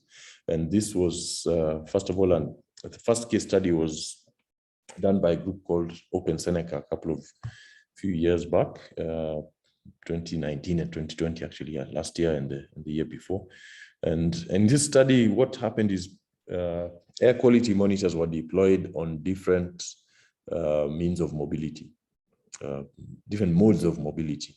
So cyclists, I being a cyclist also had a monitor on my bike, some matatus, some Ubers, and some motorcycles. And the monitors would be on as we moved around the city. And this was one of the resulting maps out of the study, where this was during the first quarter of beginning of last year, and you could see certain parts of the city ended up with more acceptable air quality levels than others. And since this was done using different modes of mobility, you can tell, you can just see that the measuring is all being done along the streets of Nairobi. And what is interesting is that, if you're to cut a diagonal line across this map, you'll actually be cutting the city based on its topography. So the top half would be, what we may call the northwest area is more highland. Actually, the northern area and the western area is more highland, whereas the southern and the eastern is more lowland. But this also relates closely to the land use. So the northern and the western areas are more upmarket areas, and the eastern and the southern are where you get more working class people. And it's interesting how also relating to when you look at the air quality along the streets, you also get direct relation with the land use and the danger levels. This is again during the first week of COVID, when people were kind of in lockdown. Last year, when we had March 15th to March 20, and on March 15th, there was some not really full lockdown, but a semi-lockdown. Schools were closed. People started working from home, and there was just some kind of change in the air quality in most of the of the city. And you could tell that, there was much less movement happening, and therefore much less emissions being released. Then this is a map of Lagos, where a study was investigating air pollutants around residential areas and in the transport sector. Okay, residential areas here were defined as areas around inner streets and living quarters, while transport sector locations were busy roads, dual carriageways, bus stops, and major car parks. I think that it's a place called Yaba Local Council. Okay, so the most assessed air quality parameters were significantly higher around bus stops, it was noted, especially for carbon monoxide. And besides, the PM10 and PM2.5 levels were also higher than the World Health Organization guidelines, which tells you a lot of that, again, the relation between vehicular emissions and air quality. And of course, the researchers concluded that the Federal Ministry of Environment ought to create policies to handle this urban air pollution, taking into consideration long-term exposures to people who are most vulnerable. In fact, this reminds me of another study done last year. Sorry, I didn't share it in my presentation, by University of Nairobi, who studied the emissions at roundabouts where traffic police normally manage traffic in Kenya. And there was a lot of questions raised about the health impacts, because the levels were way beyond the World Health Organization standards. And then my final case study, this is not in Africa, but is rather in Antwerp, Belgium. And this was called the Curious Noses project, okay? Which was a citizen science project that involved the local community, where 2,000 citizens were involved in measuring air quality levels on their street sites with the guidance of professional scientists. So the citizens were involved in deliberations on possible causes and solutions of air pollution. So the goals of this project were to map out the street variation in air quality in a large city, while ground truthing for computer models on the dispersion of NO2 concentrations in the city. It also brought out social goals to raise awareness on the importance of good urban air. So, with the samples they did, it gave a good indicator of traffic-related air pollution. Passive NO2 samples, called they put different kind of sensors with the 2,000 different locations. And then they mapped out, the situation. And, what came out interesting is, well, apart from being a cost-effective way, because they used very simple gadgets, but the results showed that the air in small and busy streets can contain twice as much as nitrogen dioxide as that on a traffic-free street. And this is important, again, for people's health. And areas with the lowest levels of nitrogen dioxide were found in places like the park, which is, I think, quite obvious, city park, green spaces, while those, the highest concentration, almost 60 micrograms, were found in narrow streets with tall, continuous buildings on both sides of the road.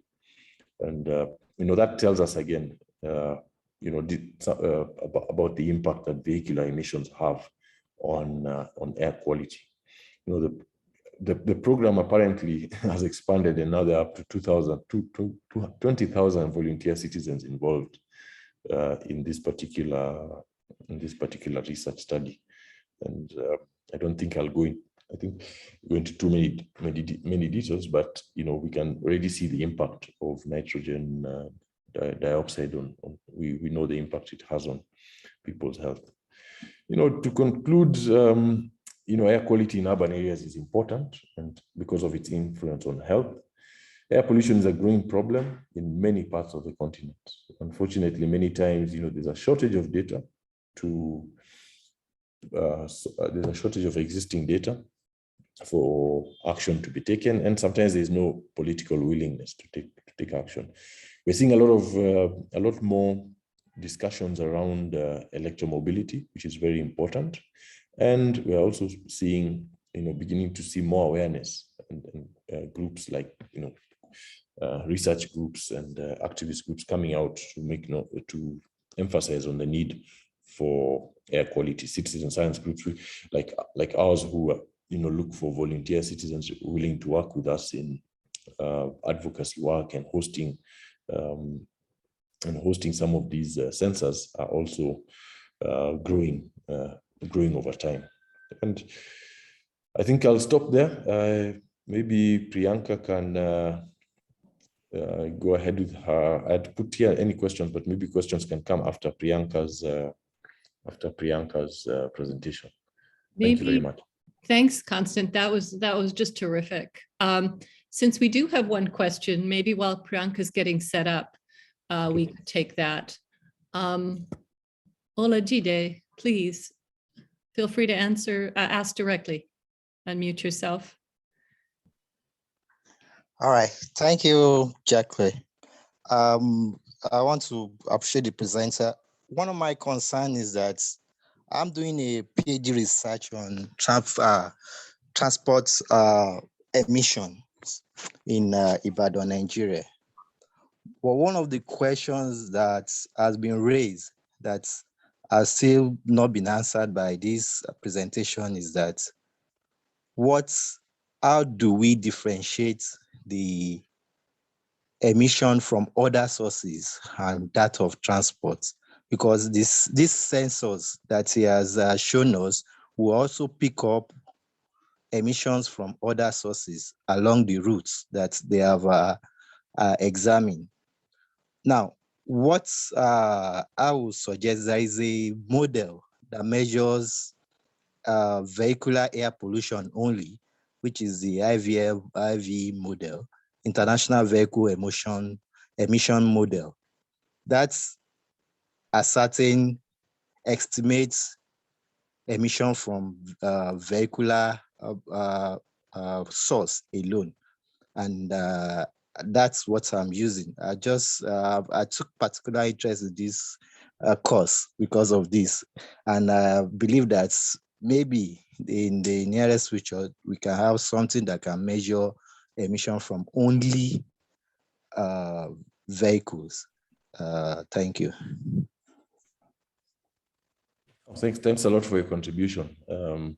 I mean, maybe I'll just add on to that a bit. Yeah, understanding the sources tends to be a bit of a challenge, especially with the low-cost sensors. We also have in our possession what we call a RAM sensor that is able to check different gases, and that has helped us a bit in. I mean, it's a bit much more expensive sensor. It's something we don't just deploy out there. We actually watch it closely, but it's able to tell now carbon monoxide, nitrogen dioxide, and other gases. But with our local sensors, we haven't got into that level of really understanding the full source. But I guess it's given us an area to start investigating and doing a bit more research on. Thanks a lot. All right, thank you. I'll get in touch with you very soon, maybe through your website or email. Thank you. Have a wonderful day. Thank you, Olajide. That's a great question. Maybe Priyanka wants to say something about it as well as she then launches into her presentation.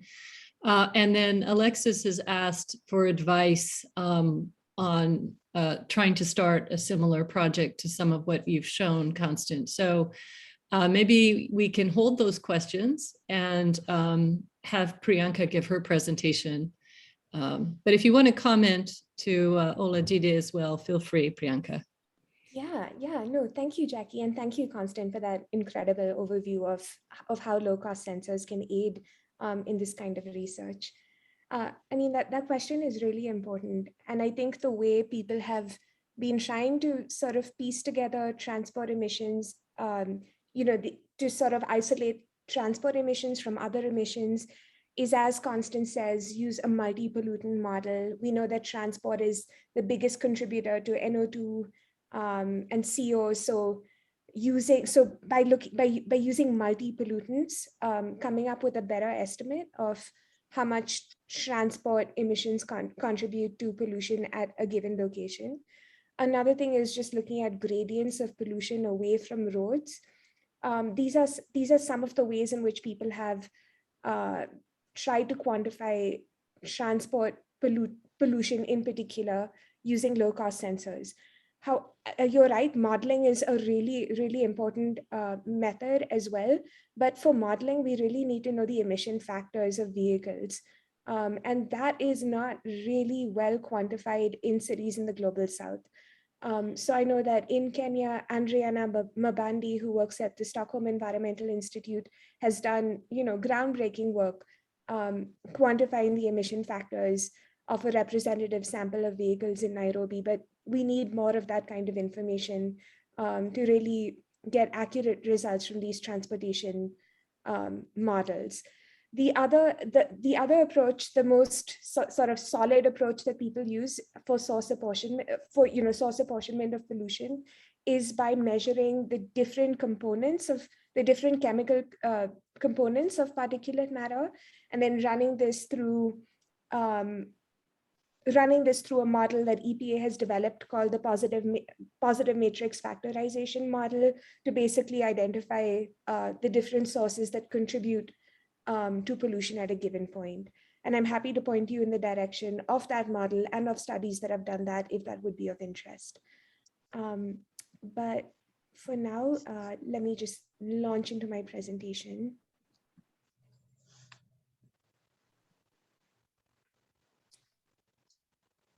Yeah, can you see my screen? Yep. Okay, cool. I'm going to be building on what Constant has already said, and just tell you a little bit about, give you a little more information on how low-cost monitors have been used in air quality research.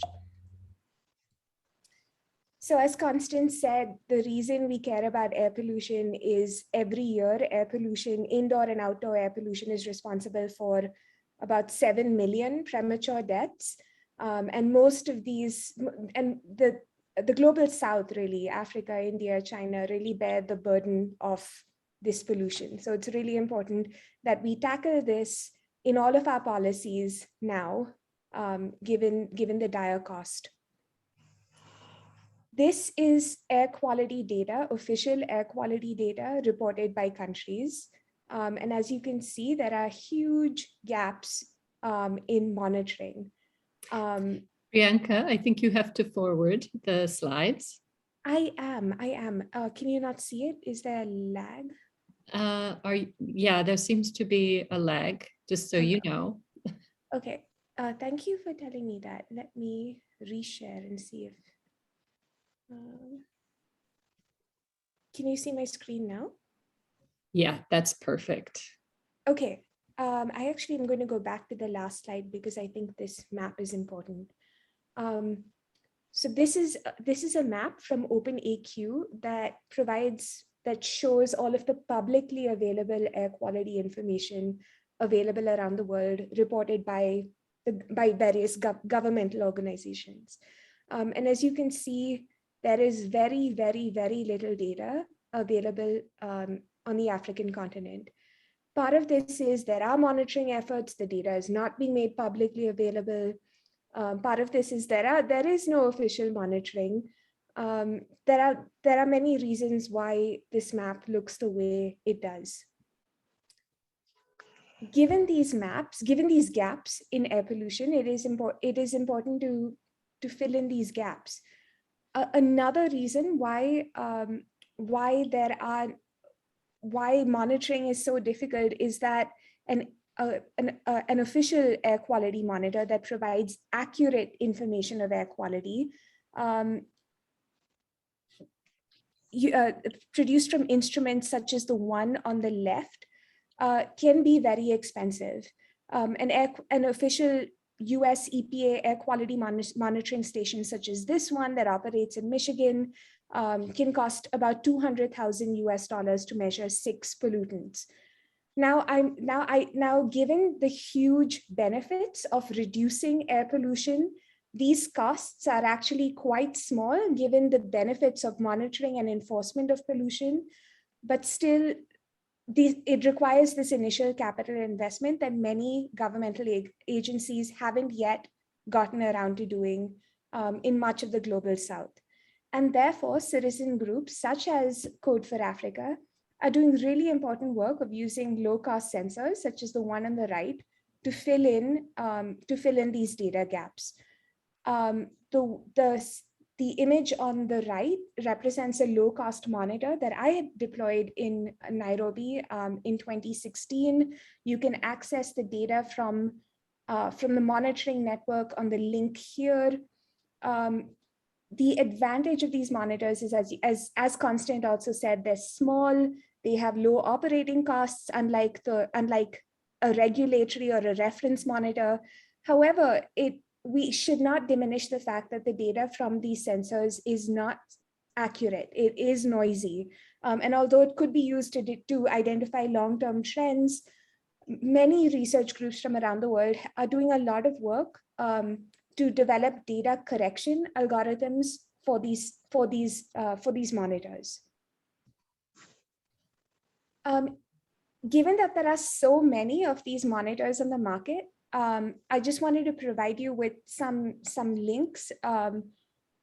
These are organizations: South Coast AQSpec, US EPA, and the European Joint Research Council have invested a lot of money in evaluating these sensors, both in laboratory conditions and in the field, in ambient conditions. And you can actually look at, if you're using a specific monitor, you can go to any of these sites and look at how well these different monitors have performed. Now, a huge caveat here is that the conditions under which these monitors have been evaluated are, conditions in California, conditions in Belgium, and they may not apply to sort of the environments in Kenya, in Nigeria. And therefore, there is a great need to really understand how these devices work in the environment that you want to deploy the monitor in. And there is a group called CAMSNet, which actually one of Jackie's colleagues is leading, that is trying to sort of do a global calibration of these sensors. And I'm happy to provide you with more information about this group after this presentation. Like Constant, I'm now going to be talking to you a little bit about my work and policy relevant applications of using these low cost sensors to monitor air pollution. One of the projects that I've been involved in is deploying low cost monitors on garbage trucks, and we did this in the city of Cambridge in Massachusetts. And why garbage trucks? Because they go everywhere. So one of the things that we did with these low-cost monitors was evaluate hotspots of pollution. So we looked at all measurements of really high pollutant concentrations, and these are the dots sort of labeled on this map. Now, because these sensors are noisy, we really wanted to differentiate between noise and between actual spikes in pollution. So we said, if we see really high measurements of pollution in the same 100-meter radius over multiple days, then that indicates an important source that needs to be affected. Also, if we see really, like a lot of really high measurements, even if it's on the same day, that also points to the potential of there being an important source that the city needs to know about to do something about. So the way I've displayed these hotspots in the map is the size of the hotspot indicates the number of days over which we saw really high pollutant concentrations in the same small radius in Cambridge, while the color of the hotspot indicates the number of points, the number of high measurements we have. So you can see hotspot 3, we saw really high measurements, many spikes of pollution in the same 100-meter radius over many days, over multiple days of monitoring. And then what we did was we actually went to that location to see what was going on. And this Google image on the right actually shows you what this location looks like. And it's this huge truck transfer station where these trucks, which are collecting garbage from all over Cambridge, They're basically coming to this location, they're transferring garbage to other trucks, which will take all of this garbage to, ports or final sort of waste disposal locations. Let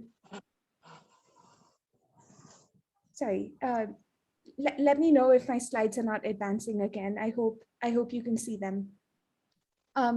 Anyway, so these are ways in which we can use low-cost sensors to sort of come up with, despite the noise in the instruments, we can still use them for purposes to help city managers tackle really important sources that are causing these persistent hotspots.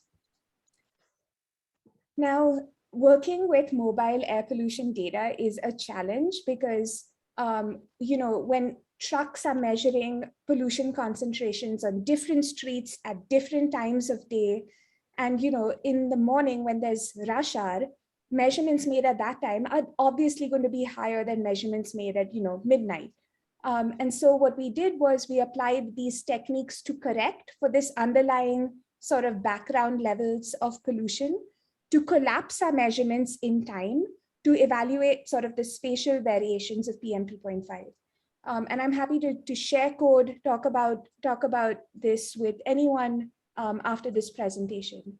But we used this method to sort of look at the spatial variation in pollution during our period of measurement. And Cambridge is generally a pretty clean city. It's a pretty clean city. Oops, I know. But I want to say that there is a great need to do creative research with low-cost monitors. Now, the reason the low-cost monitors we were using were inaccurate is because they were using light to sort of look at it. They were sort of looking at light scattering of particles and relating that scattering to the mass concentrations of these really fine particles in the atmosphere. Because these instruments use light, they are sort of limited by the wavelength of light that they use to measure this scattering. And so because of that, they aren't able to detect really, really tiny particles. And that is the reason they are inaccurate. That is one of the reasons they're inaccurate. They also have to make assumptions about particle density to go from the number concentrations of particles to the mass concentration of particles. And for all of these reasons, we get these noisy measurements. However, we wanted to use what these instruments actually do well in measuring. So over here, we plotted the spatial variation of larger particles in Cambridge. And the reason larger particles within the range that the instrument sort of can really accurately detect. And so in this map, I've plotted like the number concentration of larger particles in Cambridge. And you can see, and why is it important to measure, to look at these larger particles? One of the reasons is larger particles tend to fall out of the atmosphere faster. And we should all know this because of the COVID-19 crisis. Scientists have found that COVID-19 actually is transmitted by really, really, really tiny aerosols that come from deep within our respiratory system. It is because COVID is transmitted on these tiny aerosols that these particles can travel really far distances. Initially, people thought that COVID was transmitted like the flu, for example, from particles in the upper part of our respiratory system. Which meant that those larger particles would drop out fast, which means that we didn't really have to worry about the airborne route of transmission, and we had to clean surfaces to get rid of these particles. But as soon as scientists found that COVID was actually transmitted on these smaller particles, all of a sudden masks became the most important way to sort of control the spread of COVID. So similarly, because by plotting the number concentration of larger particles, we're actually looking at if there's a high concentration of larger particles, it likely indicates that there's a local source that we need to be worried about. So for example, this red spot on Malden Bridge, we found it was actually right next to a casino construction site. And so we were again able to do something. We were able to tell the city of Cambridge, this is a local source. It is under your control. You can do something about this. Please make sure that this construction, please make sure that these construction activities can be monitored. I'm going to now move from Cambridge to Nairobi and really talk a little more about the project that Constant mentioned earlier. So the Open Seneca basically provided the University of Nairobi Fab Lab with with these air quality monitors. The University of Nairobi Fab Lab actually did an amazing job of assembling these devices, liaising with Boda Boda drivers, installing these monitors on these motorbikes to monitor air pollution in Nairobi. And as Constance said, they started this project before the COVID-19 curfew and somehow were able to keep this project going even during the COVID-19 crisis. And so we were able to measure air pollution before and during the curfew to basically evaluate, has air pollution sort of changed everywhere? Has it increased in some places? And so from these mobile measurements, we developed a land use regression model to sort of interpolate these measurements to the entire city of Nairobi. And we actually found that air pollution did not decrease everywhere. Although it decreased, the blue indicates that it decreased in the city center, it actually increased in some neighborhoods. And like we actually found that in some of the poorer neighborhoods, we actually saw increases in air pollution. There was an energy survey study done at the same time. And this energy survey found that in some of these neighborhoods, because of the loss of income, people had to shift from using gas to solid fuels for cooking and burning. And perhaps the increase that we saw was because of this increased use of these solid fuels for cooking and heating needs. So this mobile data actually allowed us to look at these spatial variations in air pollution. And again, happy to share this data with anyone who is interested. We tested the sensitivity of our results to different kinds of models and basically found that our results were robust to the methodology. And so we were able to make these claims. Another project that I want to talk to you about is a project that I did in China in a city called Zhengzhou. We basically monitored air pollution in different transport modes on 3 different sort of representative routes in the city. These routes covered a wide range of land uses, were next to some really important locations such as schools, etc. And we basically, along the same routes, we monitored air pollution on bikes, on buses, on the subway, in taxis, and I hope I'm not forgetting, I may be forgetting one mode. And we basically found that if you were unsurprisingly, if you were in an air-conditioned car, then you were protected from particulate matter, but you were not protected from certain kinds of gases that could enter the car.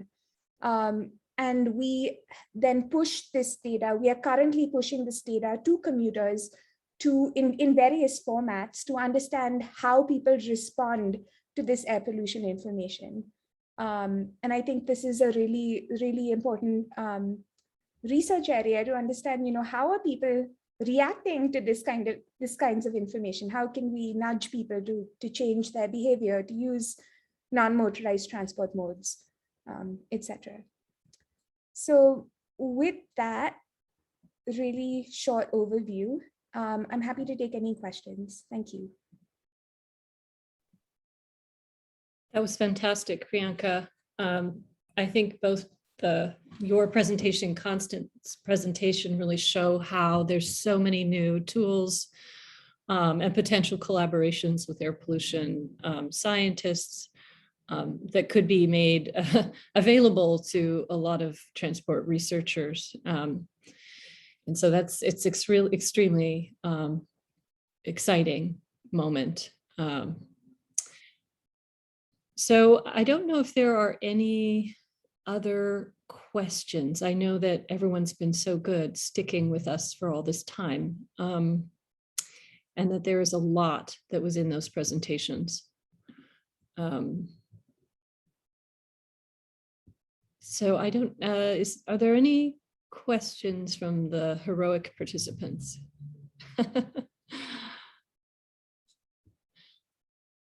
Well, I'm wondering a question that sort of Alexis asked, which is like, how would you get started if you wanted to do some kind of project using low-cost sensors? And what kind of advice would you give to transport researchers who are not really trained in any of this air pollution work, but would like to start to figure out how to collaborate with you?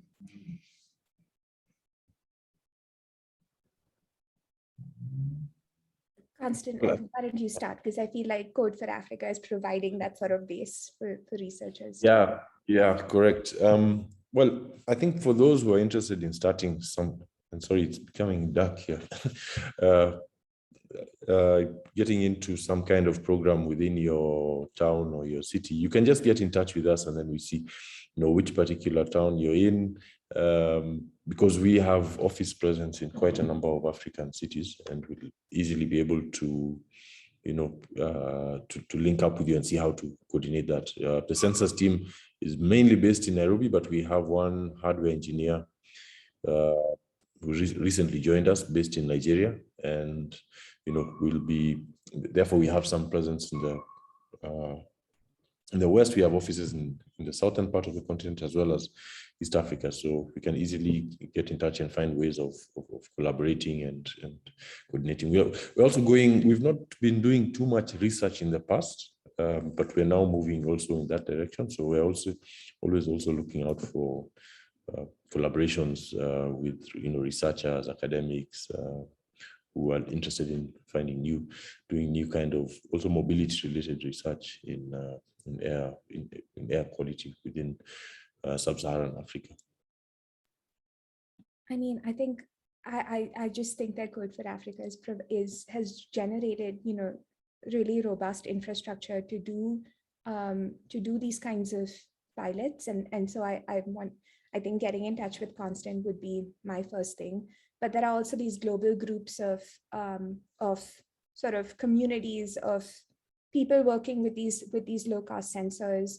CAMSNet, the group that Jackie put in the chat, organizes weekly calls on Mondays where different sort of sensor network managers actually provide information on the kinds of monitoring networks that they run.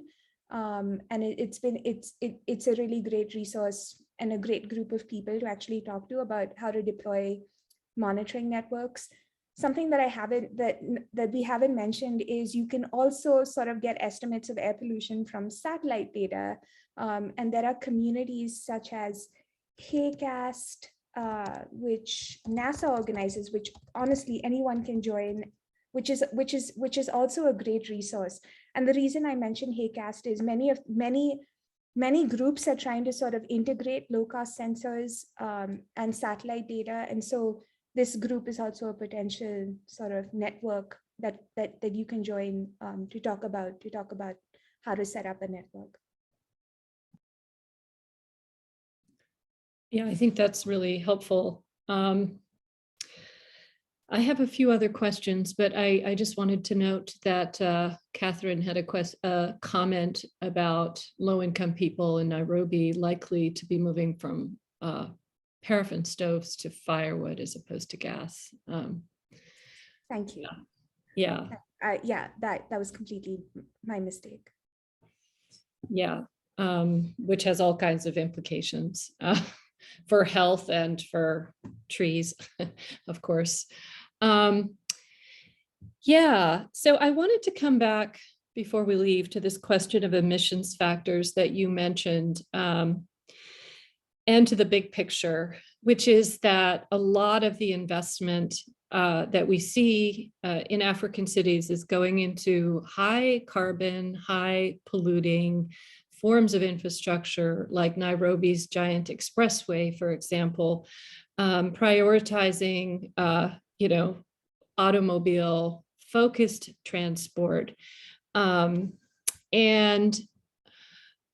the kind of work that Daniel was doing, sort of looking at the way so many people actually move around, especially in the poorer neighborhoods, but not only poor neighborhoods, middle income neighborhoods as well.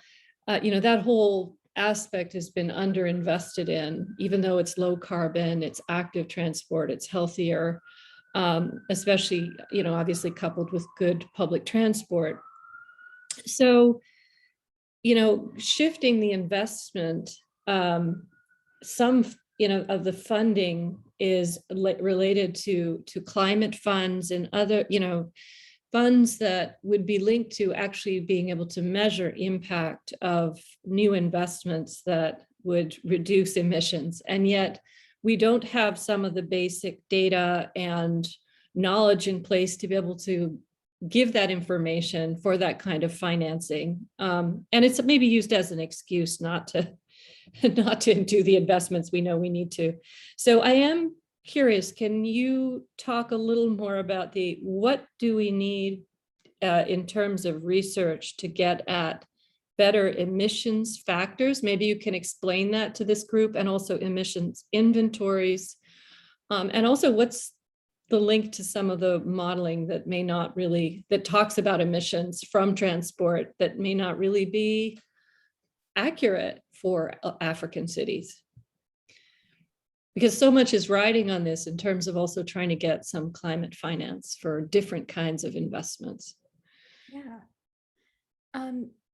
So I'm not a modeler, so I won't be able to answer that question, but I can take a stab at the others. One is that we know that highways in Nairobi, for example, are a huge, huge source of pollution. I actually did a review of all of, the sort of research that has been done in Nairobi. There have been 33 studies done since the early 1980s.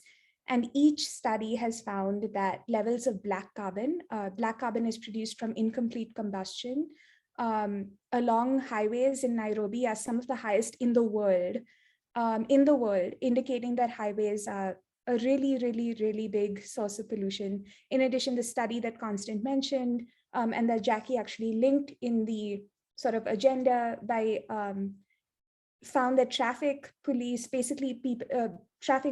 roadside workers are just exposed to levels of pollution that are baffling and are not just they're just incredibly high. So we know enough that highways are not a good thing, and there's enough data to support that. And so I'm not quite sure how much more evidence or in what format we need to prevent the building of these new big sort of infrastructures. I think we need to just highlight the evidence that's already there. And I must say, though, that although most of this research has been done in Nairobi, that I mentioned, there's a need to expand this to other cities in Kenya, other cities in Africa that do not have this kind of data. But I think it is fairly well known that highways are, from all of these measurements, highways are big sources of pollution. The emission factors research is in these models, and maybe Olajide knows the names of these models better than I do, but these models require one to sort of enter emission factors, or how much, what the sort of emission content, again, sorry, this is not my area, but what the emissions are from various kinds of vehicles. And many of these models sort of rely on Euro 6 or Euro 8 factors that were derived from sort of not derived from places such as Nairobi. And so there have been efforts to sort of evaluate what these factors are for cities in the global south, especially because so many sort of secondhand vehicles are being sold in cities like Nairobi, and that research is ongoing, and I think it's a huge gap. So far, Andriana's paper is the only one that has tried to characterize this for Nairobi. Yeah, thank you. I mean, I think some of the basic things like, what types of vehicles, how many fuels that they're using, and then vehicles mild travel, and then, what do these fuels do when they're combusted? So I think all these things are very basic, and some of it we really just don't have for African cities. Yeah, so this is a whole area we need to do more work on. There is a question, I guess it would be good, especially Priyanka, the paper, which I have to read of yours about, different ways of talking about air pollution and presenting it and how people react to it. There's a question by Catherine around how do you share information? For example, Constant mentioned the roundabouts and the police. How do you share information about, with the police? And she's curious, do the masks help them as a result of COVID? It's a interesting thought. Yeah, I mean, honestly, I'm not the best person to answer that question, because maybe Constant can talk about how to share this information. I can say that in the first study that I did, where we deployed these monitors these low-cost monitors in different parts of Nairobi, one of our monitors was in Lunga Lunga, and it was right next to what the residents there said was a tear gas producing factory. For those who don't know, Lunga Lunga is in the industrial area of Nairobi. And as part of UNEP, we sort of told Nairobi City Council and the Minister of Environment at that time about this. But I think Kenya does have air quality standards, but I think enforcement and developing like an integrated policy framework is lacking. And at this point, I think there needs to be more of a focus on improving those sort of policies and structures. So I feel like people know about this, but now sort of the infrastructure in place to do something about this needs to be put in place. There needs to be more funding for just coordinating the various governmental agencies in Kenya to do this kind of work. Constant, you should say. Yeah. Sorry, I hope I've not forgotten what I wanted to say. I've shared a link there to in the chat of this the study that was done by the University of Nairobi on junctions, policemen at junctions. That's a video of a presentation that was done in the Kenya Transport Research Network. Just maybe 2 points to raise. One is a response to Catherine's question, how do we get them to the police to know? Well, within the Kenya Transport Research Network, we do have members of the police. And I know there's actually one senior superintendent who's been quite active in discussing urban mobility issues.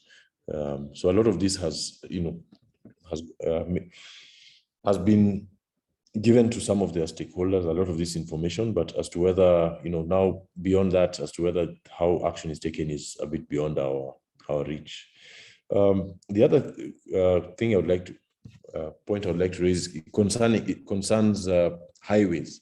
Well, we all know a lot of these highways have little to do with health and modern urbanization, but more to do with, on one side, kickbacks, and another side, global business at a global scale between big countries and big companies. And, I'll give you an example that I can talk about it here.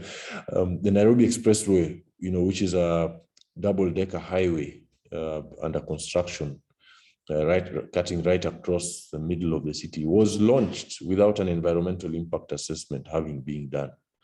Okay, and so much so that we, a group of civil society actors, went to the National Environment Tribunal, and our case has continued to be dragged. In fact, I was one of the few local people who testified in that case, and I think I visited the court 3 times before being given a chance to testify. There was an American professor who was testifying, discussing air quality issues, and an air quality study had not been done. It's only after this case kept being dragged that an air quality study was quickly done. Now the 2 of us have done a publication on the expressway, but we've not released it yet because the case is still going on, and the group that we're working with have advised us that we have been advised, we just put it on hold until things are clear. But I bring in more of an urban planning perspective, but he brings in a pure air quality perspective on the impact that this particular highway will have on the air quality. I don't know if I have a picture of the expressway here. Anyway, it's basically a double decker highway, that's being praised by everybody, unfortunately, as the solution to traffic congestion in Nairobi. But we all know that, and it's being done. Initially there was no plan for improving public transport, for instance. Now they're talking about doing something around public transport. We wait to see. So I mean, some of these decisions are a bit beyond us, beyond our reach.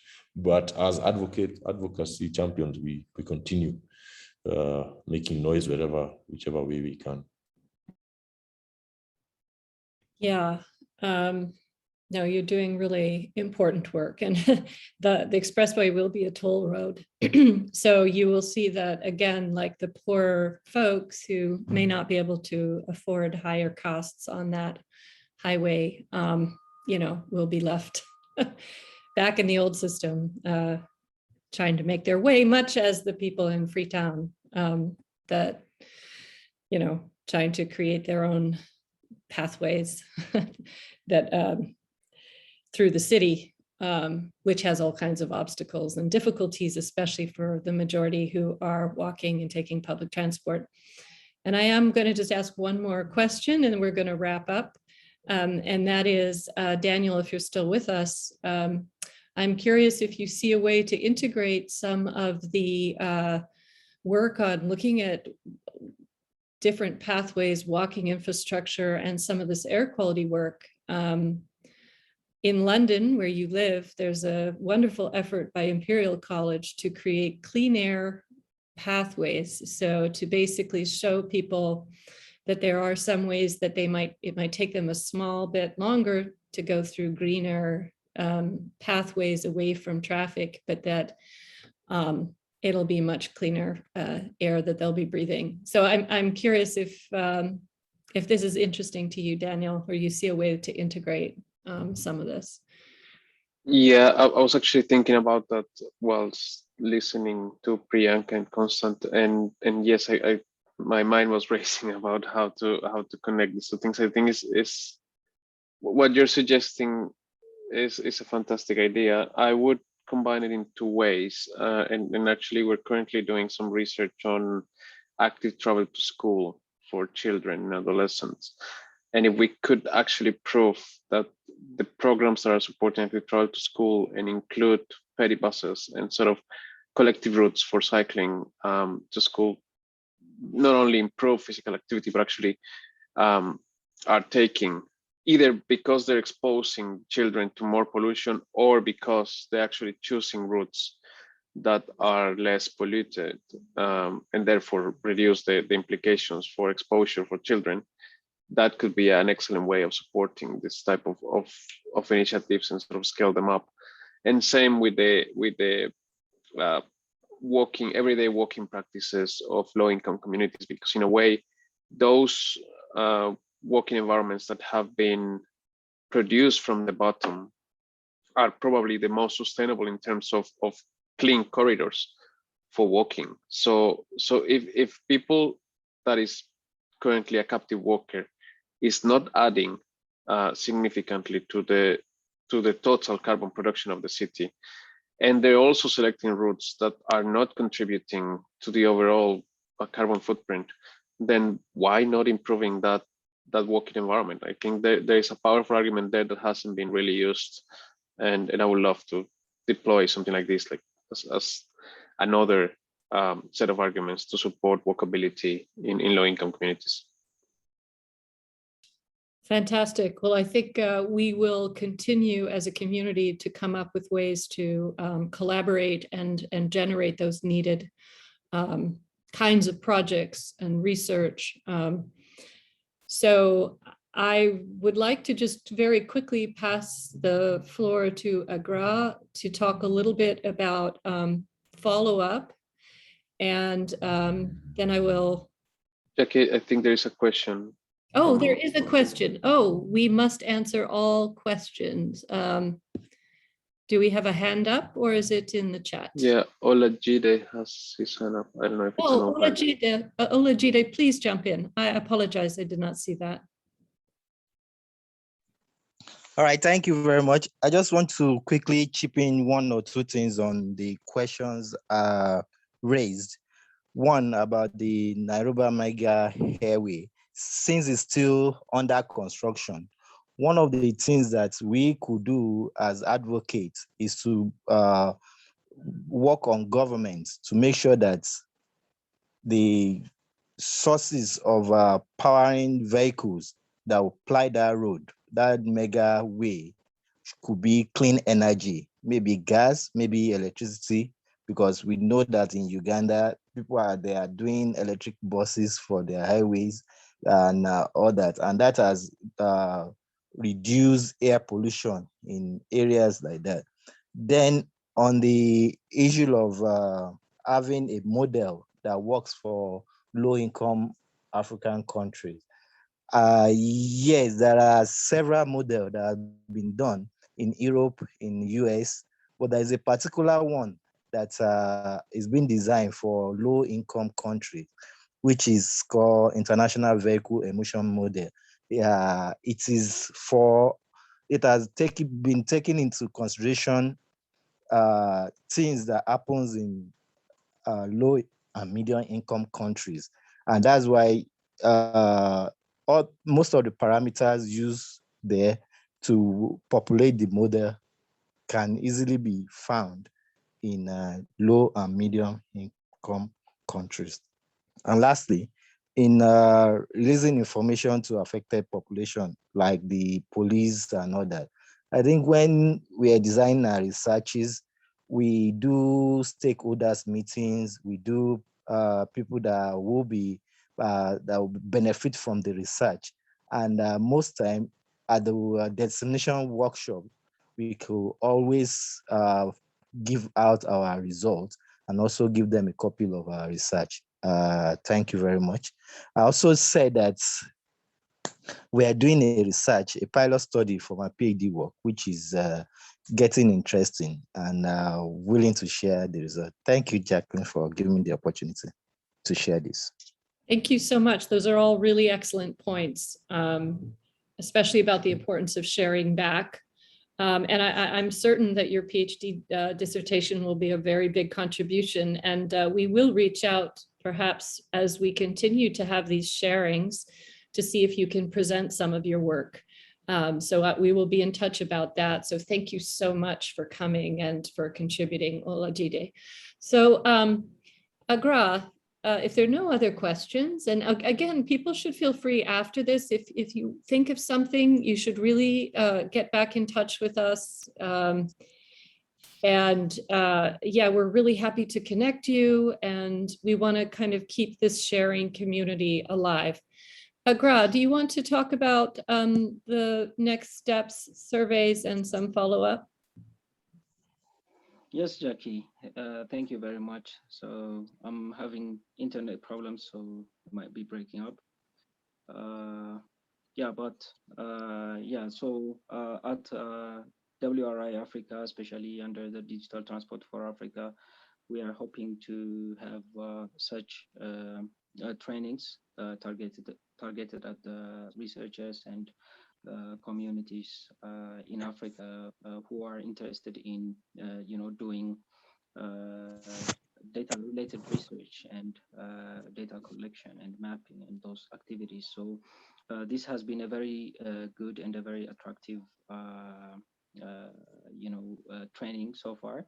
So we want to keep on having this, making this community active. And we want to keep this alive. So at the WRI Africa, Digital Transport for Africa project specifically, we are planning to launch some more trainings in collaboration with Jackie and some other organizations like VREF, engaging more researchers in the area of digitalization. So we are hoping to launch that on early January, or in the month of January next year. So we are hoping to see you there, and we would like to get your feedbacks about this training, and also we would like to see your needs, like if you want some specific trainings on some areas. And I hope the forum that Jackie just shared will have a place to put those comments. So we will format the trainings based on your comments and your interests. So we are hoping to see you on that training. Plus to that, we would like to encourage all the researchers to apply for the Digital Transport for Africa Innovation Challenge.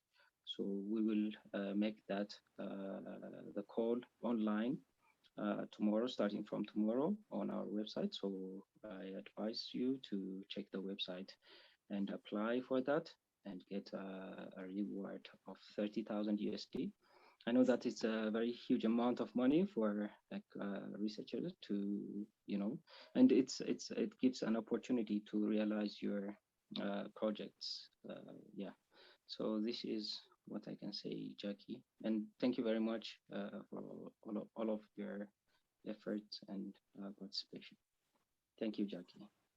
Thank you so much, Agra. And so with that, you will be hearing from us. We will be sending out the recording, all the materials as I did before, and we will also have a more formal survey so we can really get your needs for further of these kinds of workshops. And I would very much like to thank the presenters today. I thought the work that they presented was so very important. So thank you, Daniel. Thank you, Constant, Priyanka. And we hope to continue to engage you in these kinds of discussions.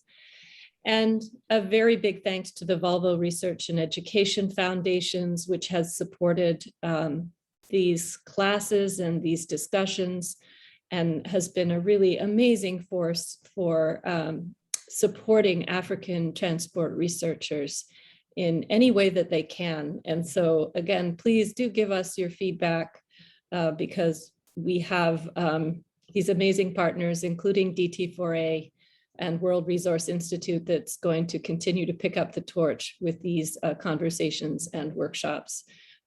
So thank you so much, and have a good day and the rest of your day and evening.